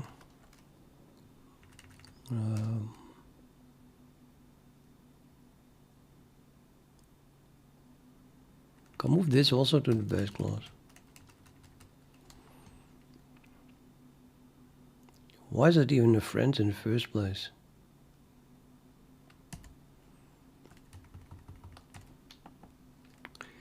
Sort is in the base class, and then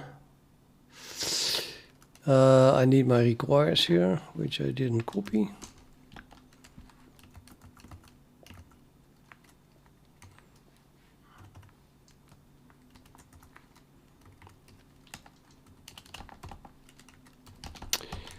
And then we have other stuff that doesn't need anything at all. Why is this a friend? Can anyone explain that to me? Say the operator equals. Size is public, begin is public, everything is public.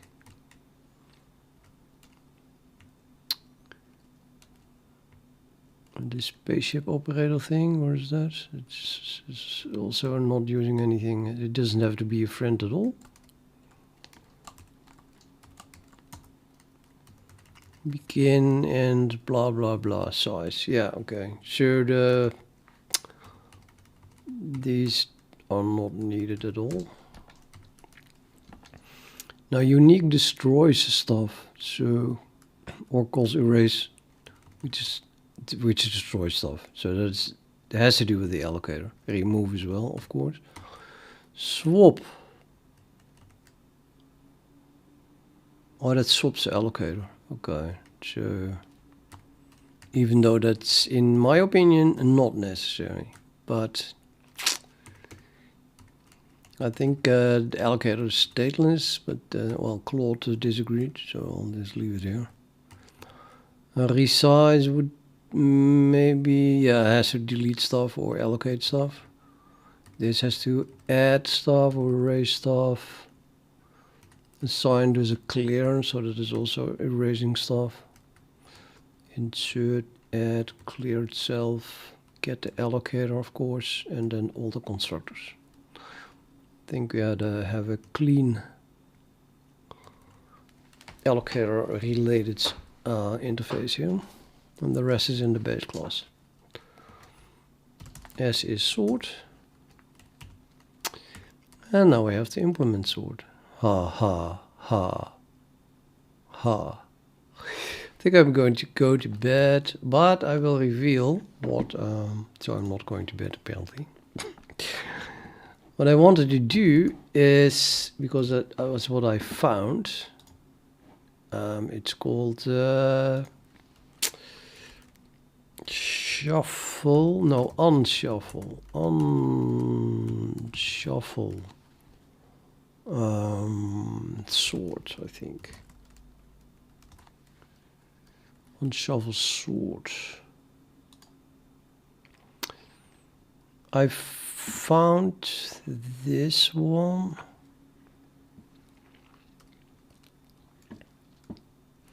This one is the best for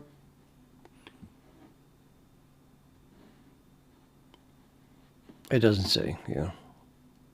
Oh yeah, the most efficient available for sorting, well, linked list anyway, with a low entropy. So if you want to sort something that is already pretty much sorted, then this is the fastest way. And otherwise, it's kind of just order and log in, so not worse than the best. So I don't know, I just stuck on this one, but we need, of course,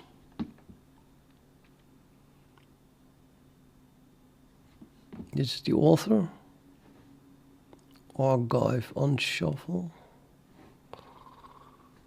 doc, dealmus, dereferenced,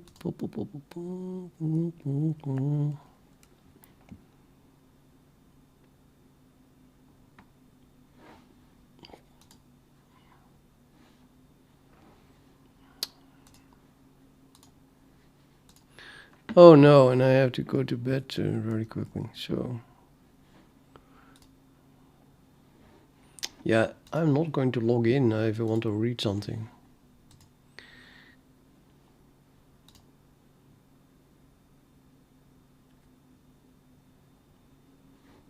There is no preview. No preview.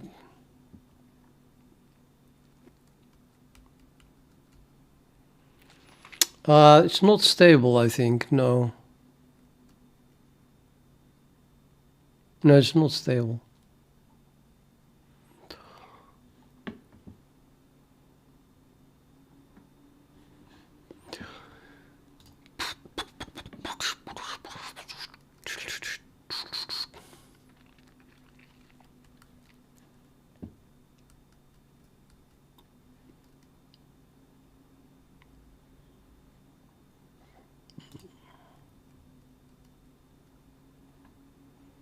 Same shitty page.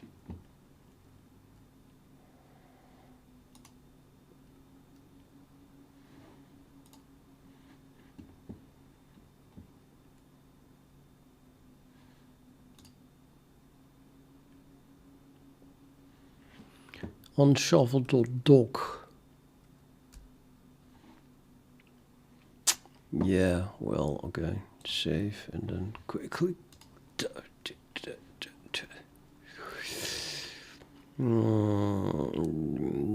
I found this paper. I did read it already. Completely unreadable. It's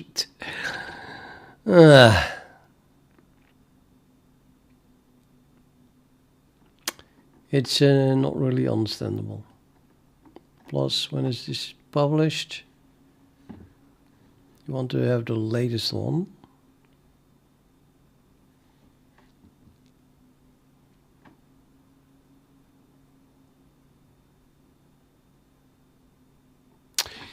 Yeah, no. I saw somewhere a mention. I think someone asked a question and then the author itself replied with a link. And that's the link I'm looking for, because then we can really download stuff.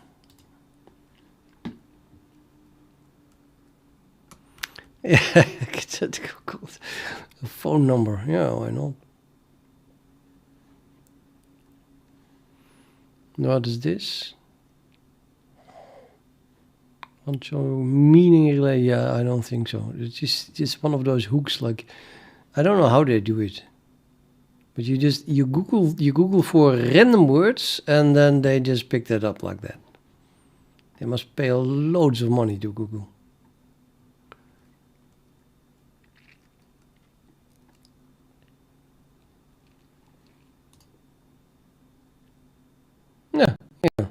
That's it.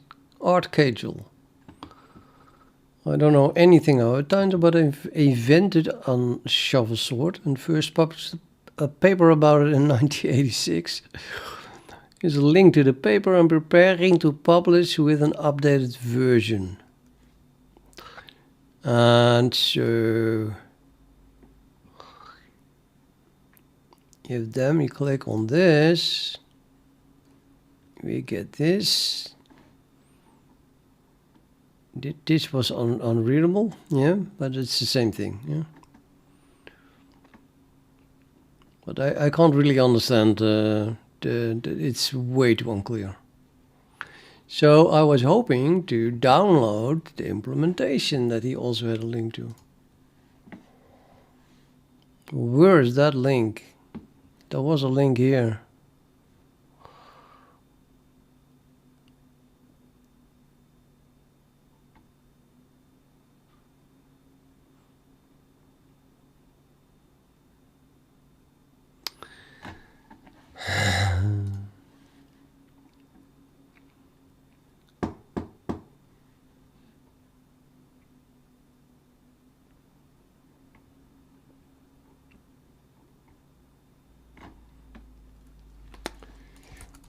What I thought maybe I did paste it already. I did. I did. So that unshovel.char downloads. How do you open a char?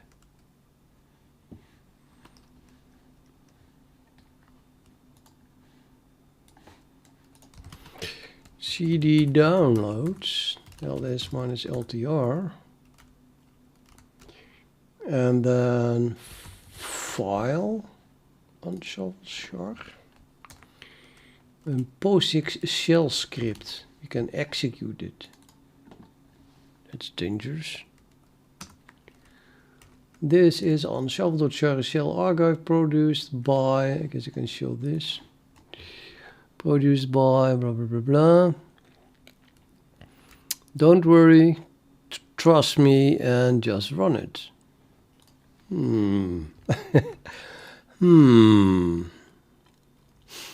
Well, I think it's okay, but let me have a tiny little look here at what it is doing. For there in path tests and get version, because it's getting get text or something. It wants to run char.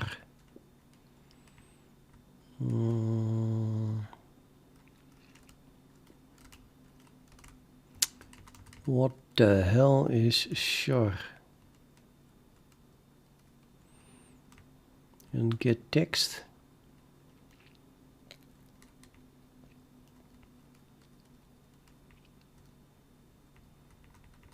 Touch. Warning not restoring timestamps.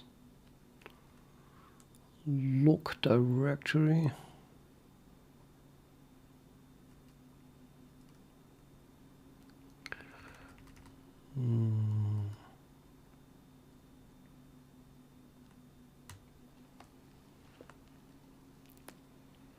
Oh, we're only at 6% now.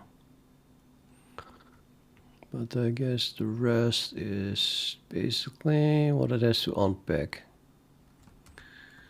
Yeah, until here, and then set something if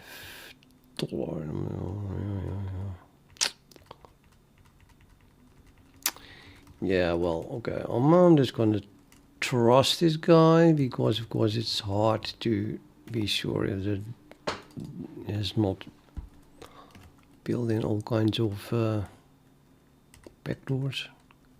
Looks correct. Which char? Do not have a char.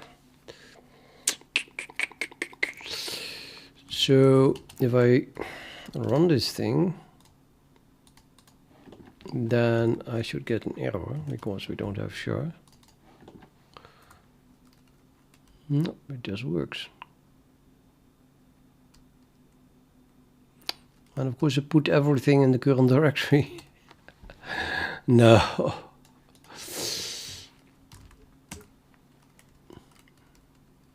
Actually it didn't. Did it create a data? No, I don't know where to put it. Where did it put it? Yeah, it did put it in the current directory and then changed the timestamp to 2014.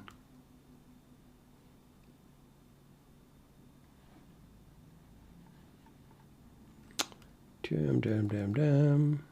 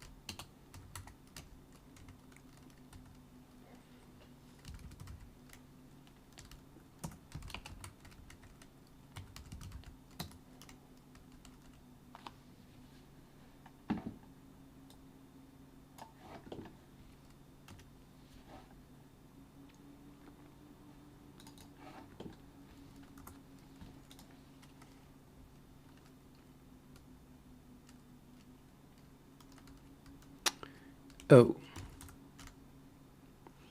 How did that already exist then?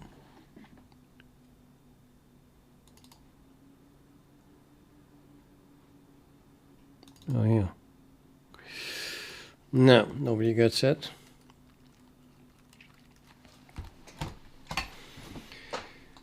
How do you open? Do I have open or is it called differently?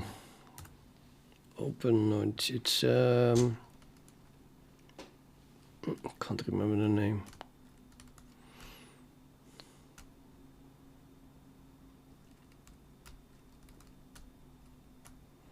Yeah, but it's that file, you know. So this is test on show. What the hell is that? Okay, we have to compile everything. Where's my README? The thing has no README.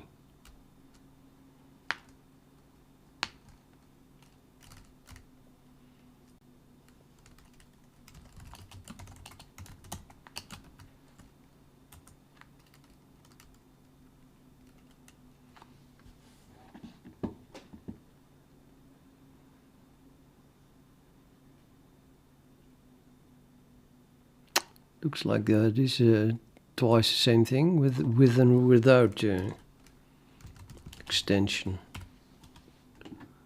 or something. Yeah. So we can remove this one.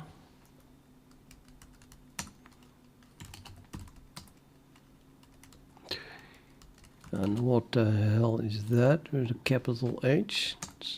Did the guy write this on lists.h? He wrote it on DOS. I mean, so there should have been at least. I mean, I think DOS doesn't make any difference between capital and lowercase and uppercase. So you get all kinds of shit.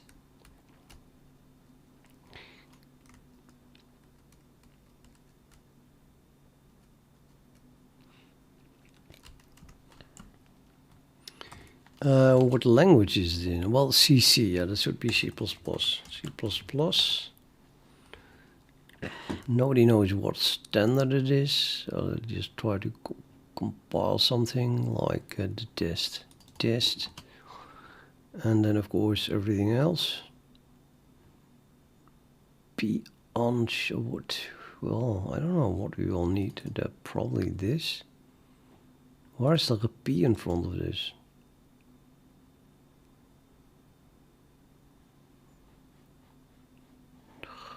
Let's just, since there is a 2 here, I'm going to try with just that. Oh, it was called capital H. Yeah, let's change that. Maybe the capital H is something to do with H, with C++ or something.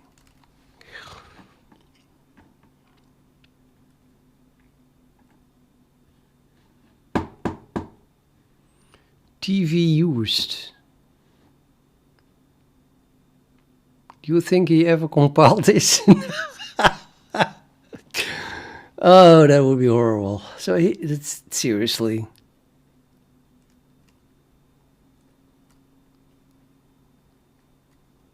I don't think TV used is a thing. It looks indeed very much like TV sec.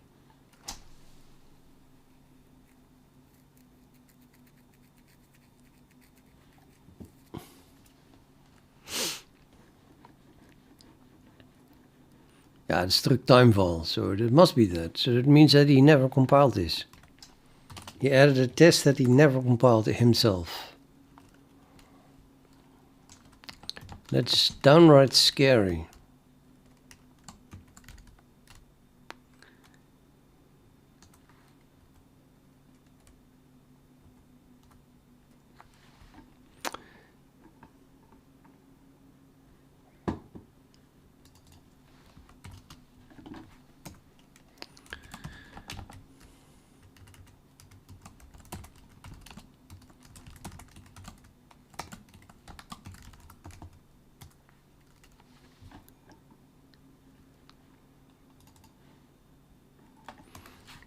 Where is malloc defined?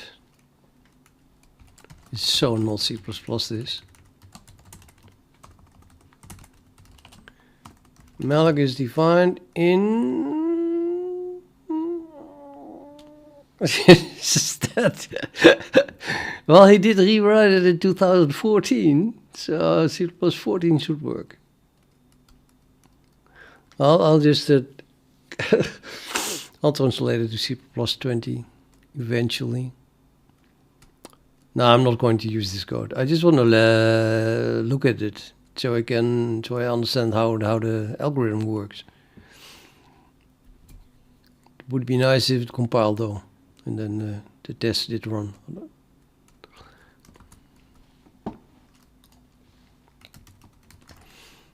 Malloc is defined in that header. Okay.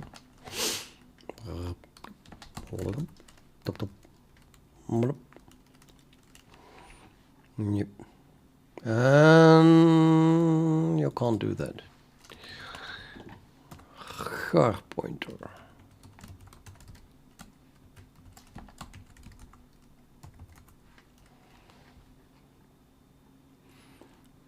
I added a doubly.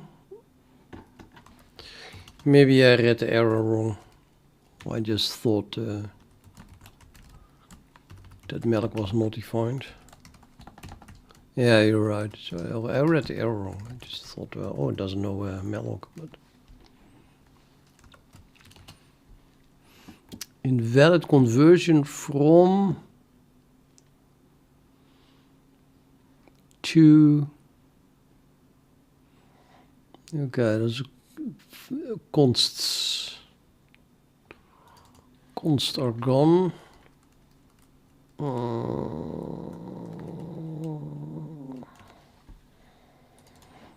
I guess it's a compare thing, so there should have been const here.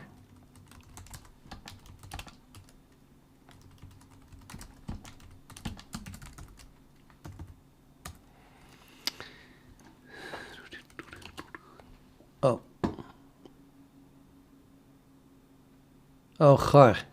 What the fuck? CMP takes voids, so we have to make it a void then, even.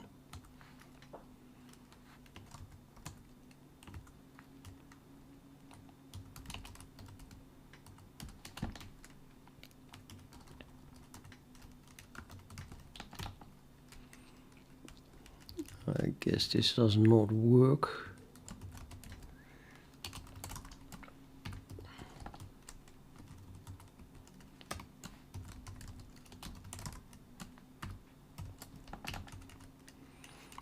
There's another here.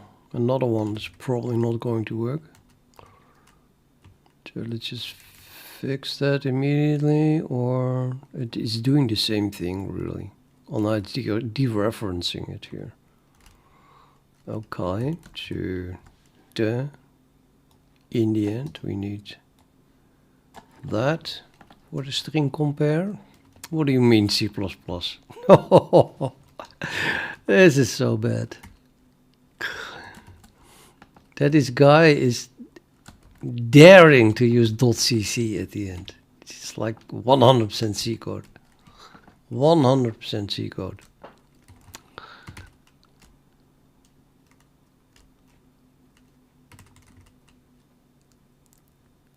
I don't know what the standard is that I'm using at the moment. I might as well fix it. It's almost already fixed.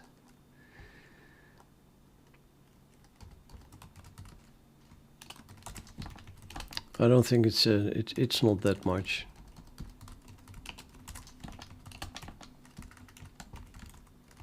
Compile this. Compile this C. You see it, half a page, man. Const void is not a pointer to object type.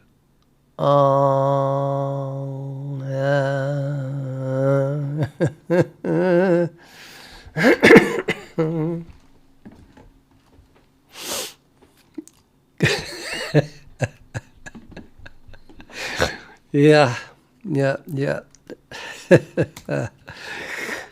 Okay, what am I doing wrong here? I'm trying to dereference a void pointer. Okay, we need a dereference, but we need a dereference after casting it to a what it should have been.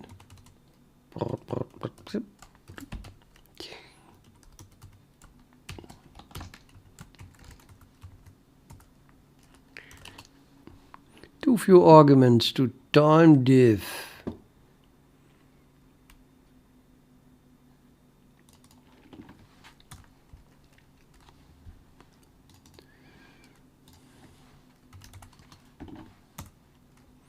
Oh, what the hell is time div then? Time div, I never heard of it. Time div function?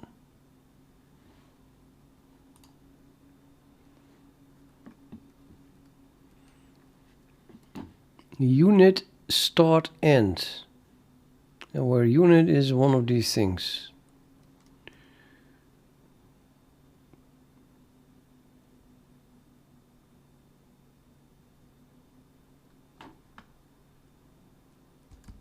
Probably not the same time div.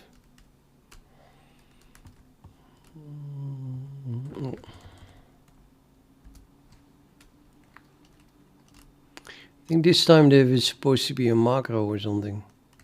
Defined somewhere in a distant past. Div U. It looks like microseconds. No, it's not. There's a div Q here.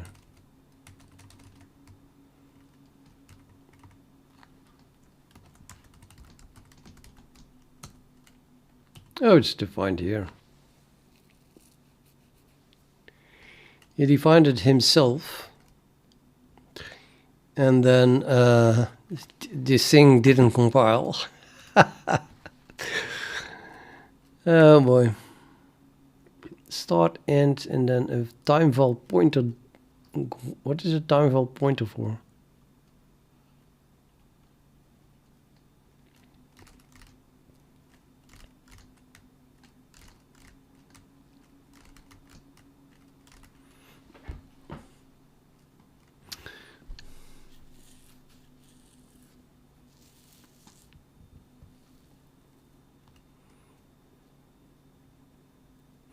I guess the diff is the pointer that is being returned.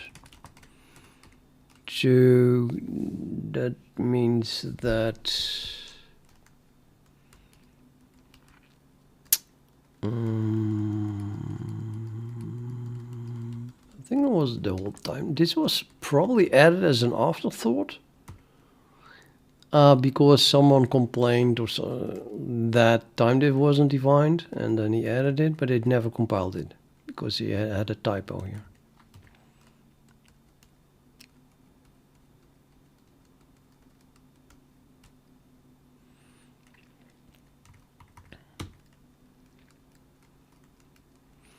I'm sure of course we have a time diff. Time diff must be defined.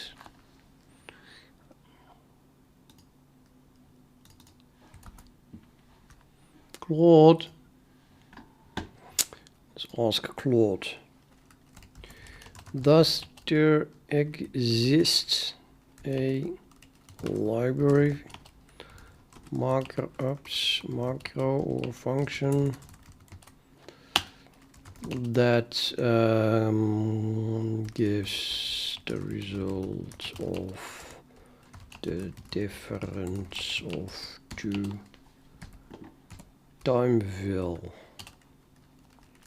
objects?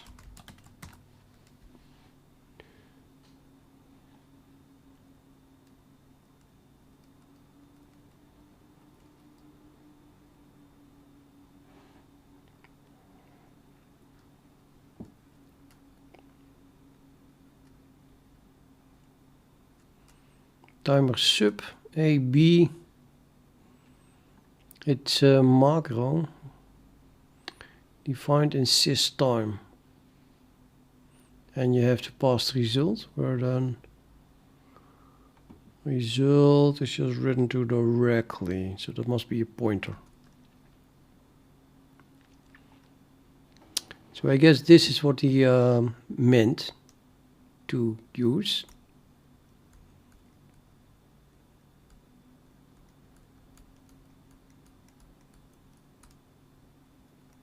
Yeah. Now this thing clearly has no return value, so I'm going to change it as that.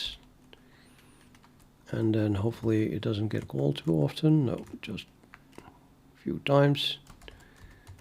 Comma, write to div u.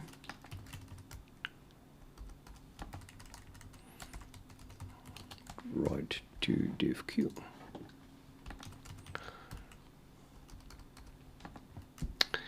And then since he made a typo, I don't believe that the function works. So let's just use timer sub instead.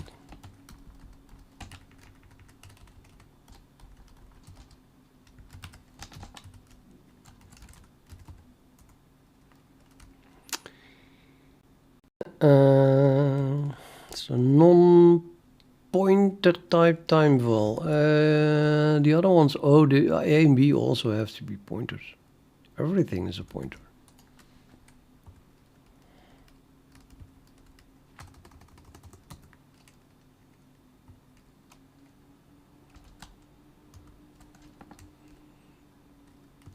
What do you mean fixed return type? Oh, this. Yeah, but I'm not using this at all. So, oh, goodbye.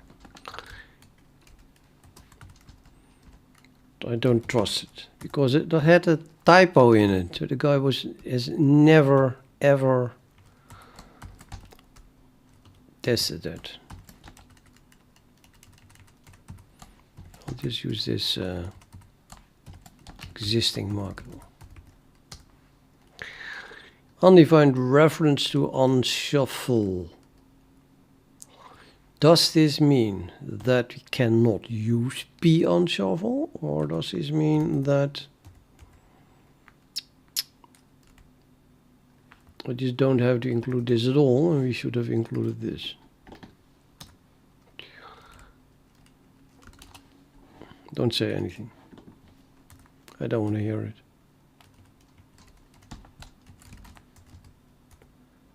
Okay, so nobody knows what a p unshelved 2 is. At least there's no test for it, apparently.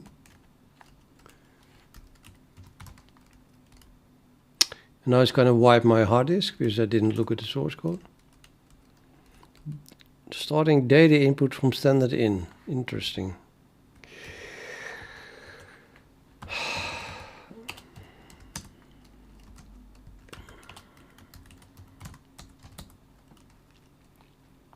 Buff is 0. Line.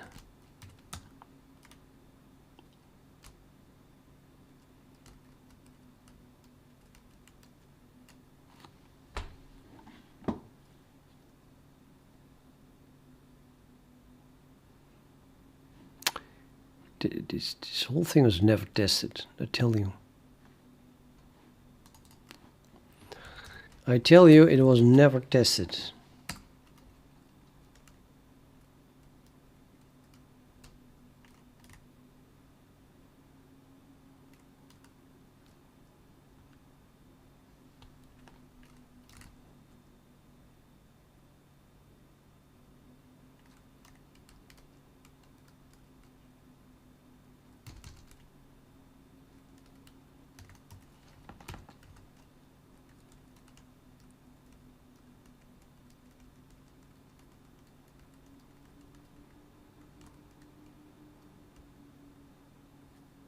I don't know if this makes sense.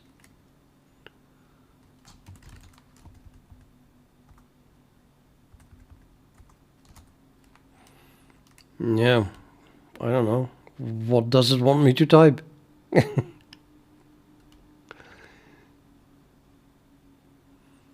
What do I need to type here? Integers?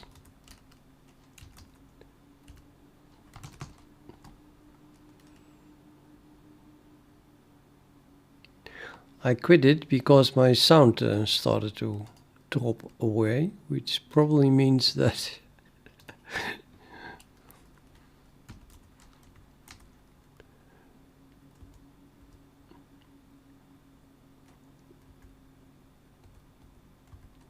something went really wrong.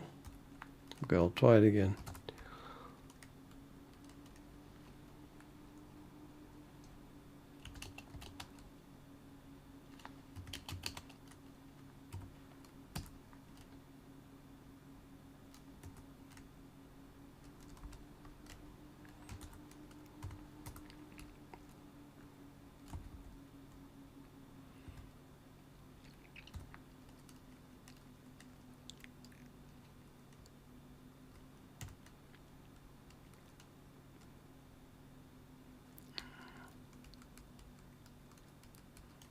It wants end of file, I think. How do you type an end of file on the keyboard? Do you know that? It's Control Z or something?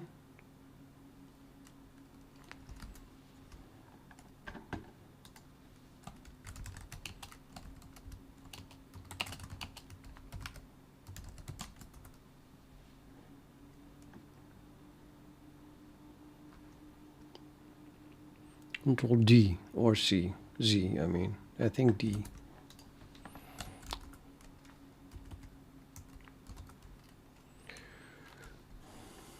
So yeah,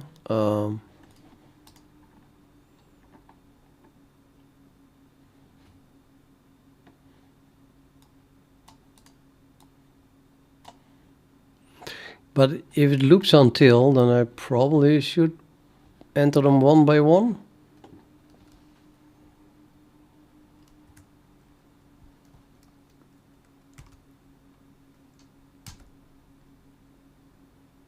No, it was not Z. It's doing something. It's doing something really bad. Because my PC starts.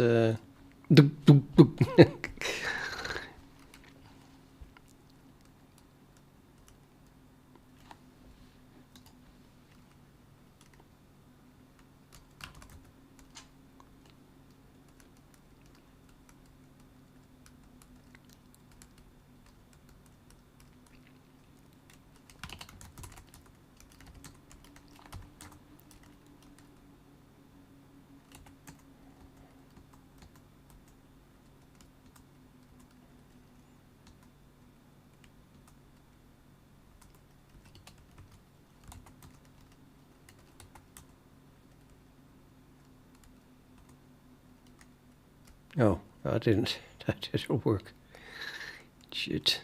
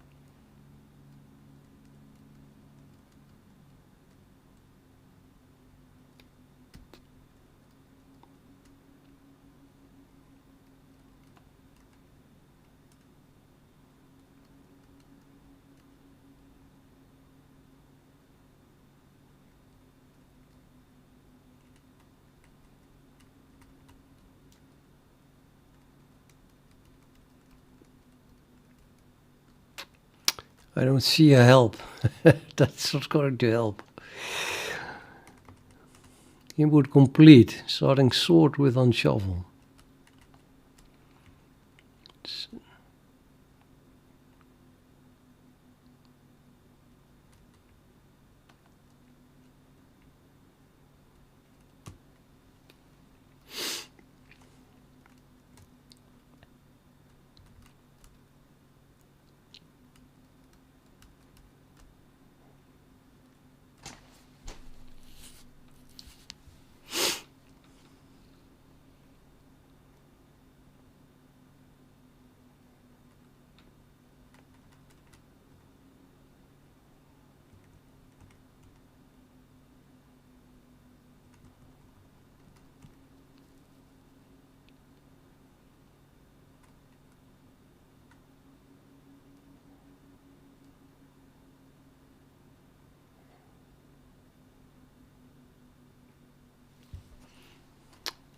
Yeah, it's not doing anything. You can see here, it doesn't even look at the arguments.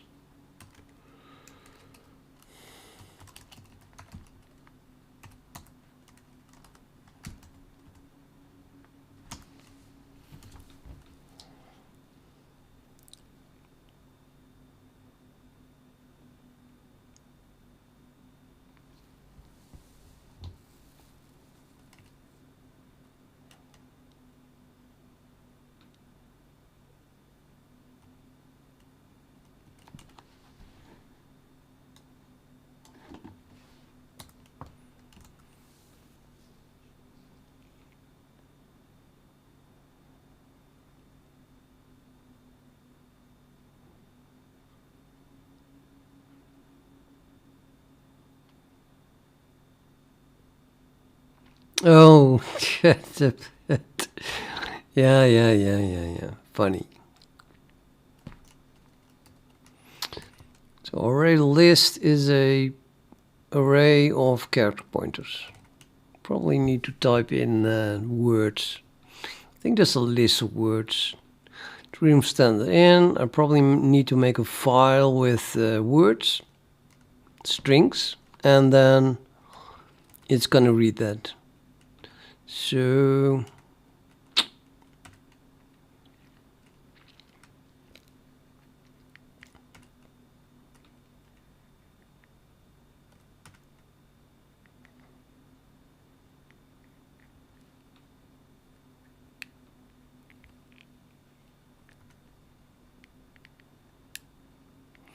it gets a single character, right?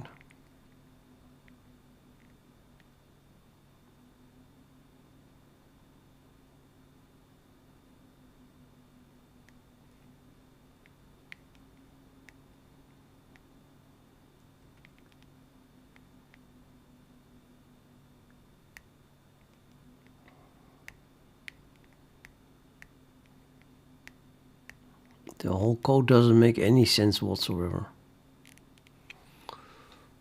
What does fget s do? I think it should read a line, but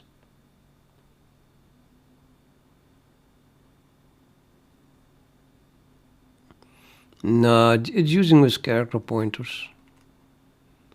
It's not integers, I think. It's just strings.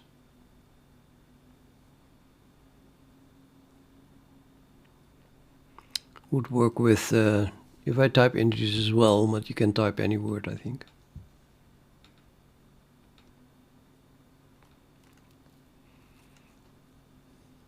No, this is not going to happen. This is advanced by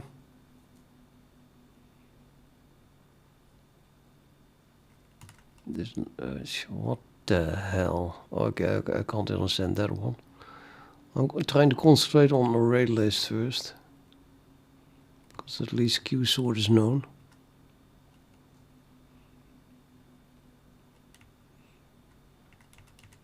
It's not doing anything with array list.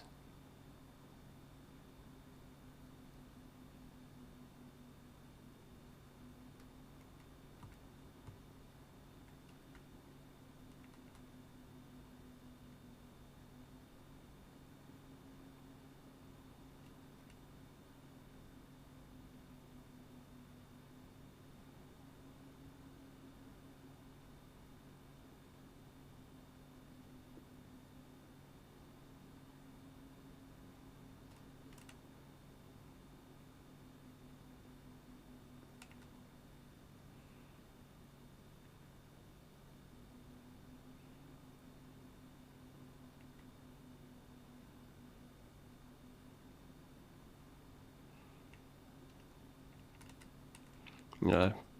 No, but yeah. I mean, if you just look at the code. Yeah, I'm not going to do that, because if you look at the code, you see already that it's pure bullshit.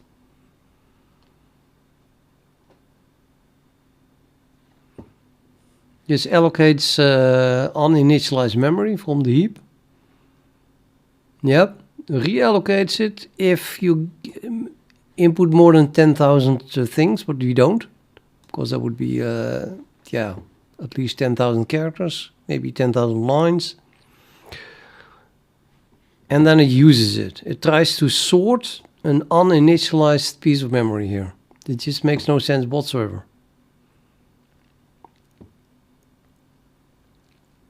This code is so broken, it's unbelievable. I'm going to bed because it's already 1.5 hours later than I wanted to go to bed, and this is just shitty code. I think I'll just email the author. Tell him that the test on Shovel is incomprehensible, contains typos, and just crashes. Let's see what he says.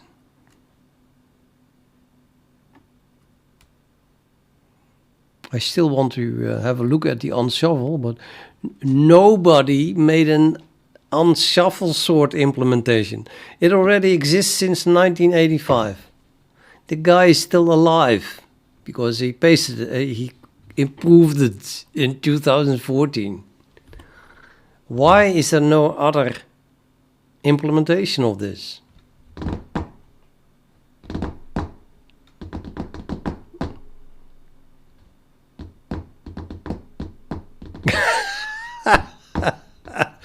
Yeah. Actually, if Claude knows how this works. But first I go to bed. I really have to go to bed. So I'll see you tomorrow. Good night.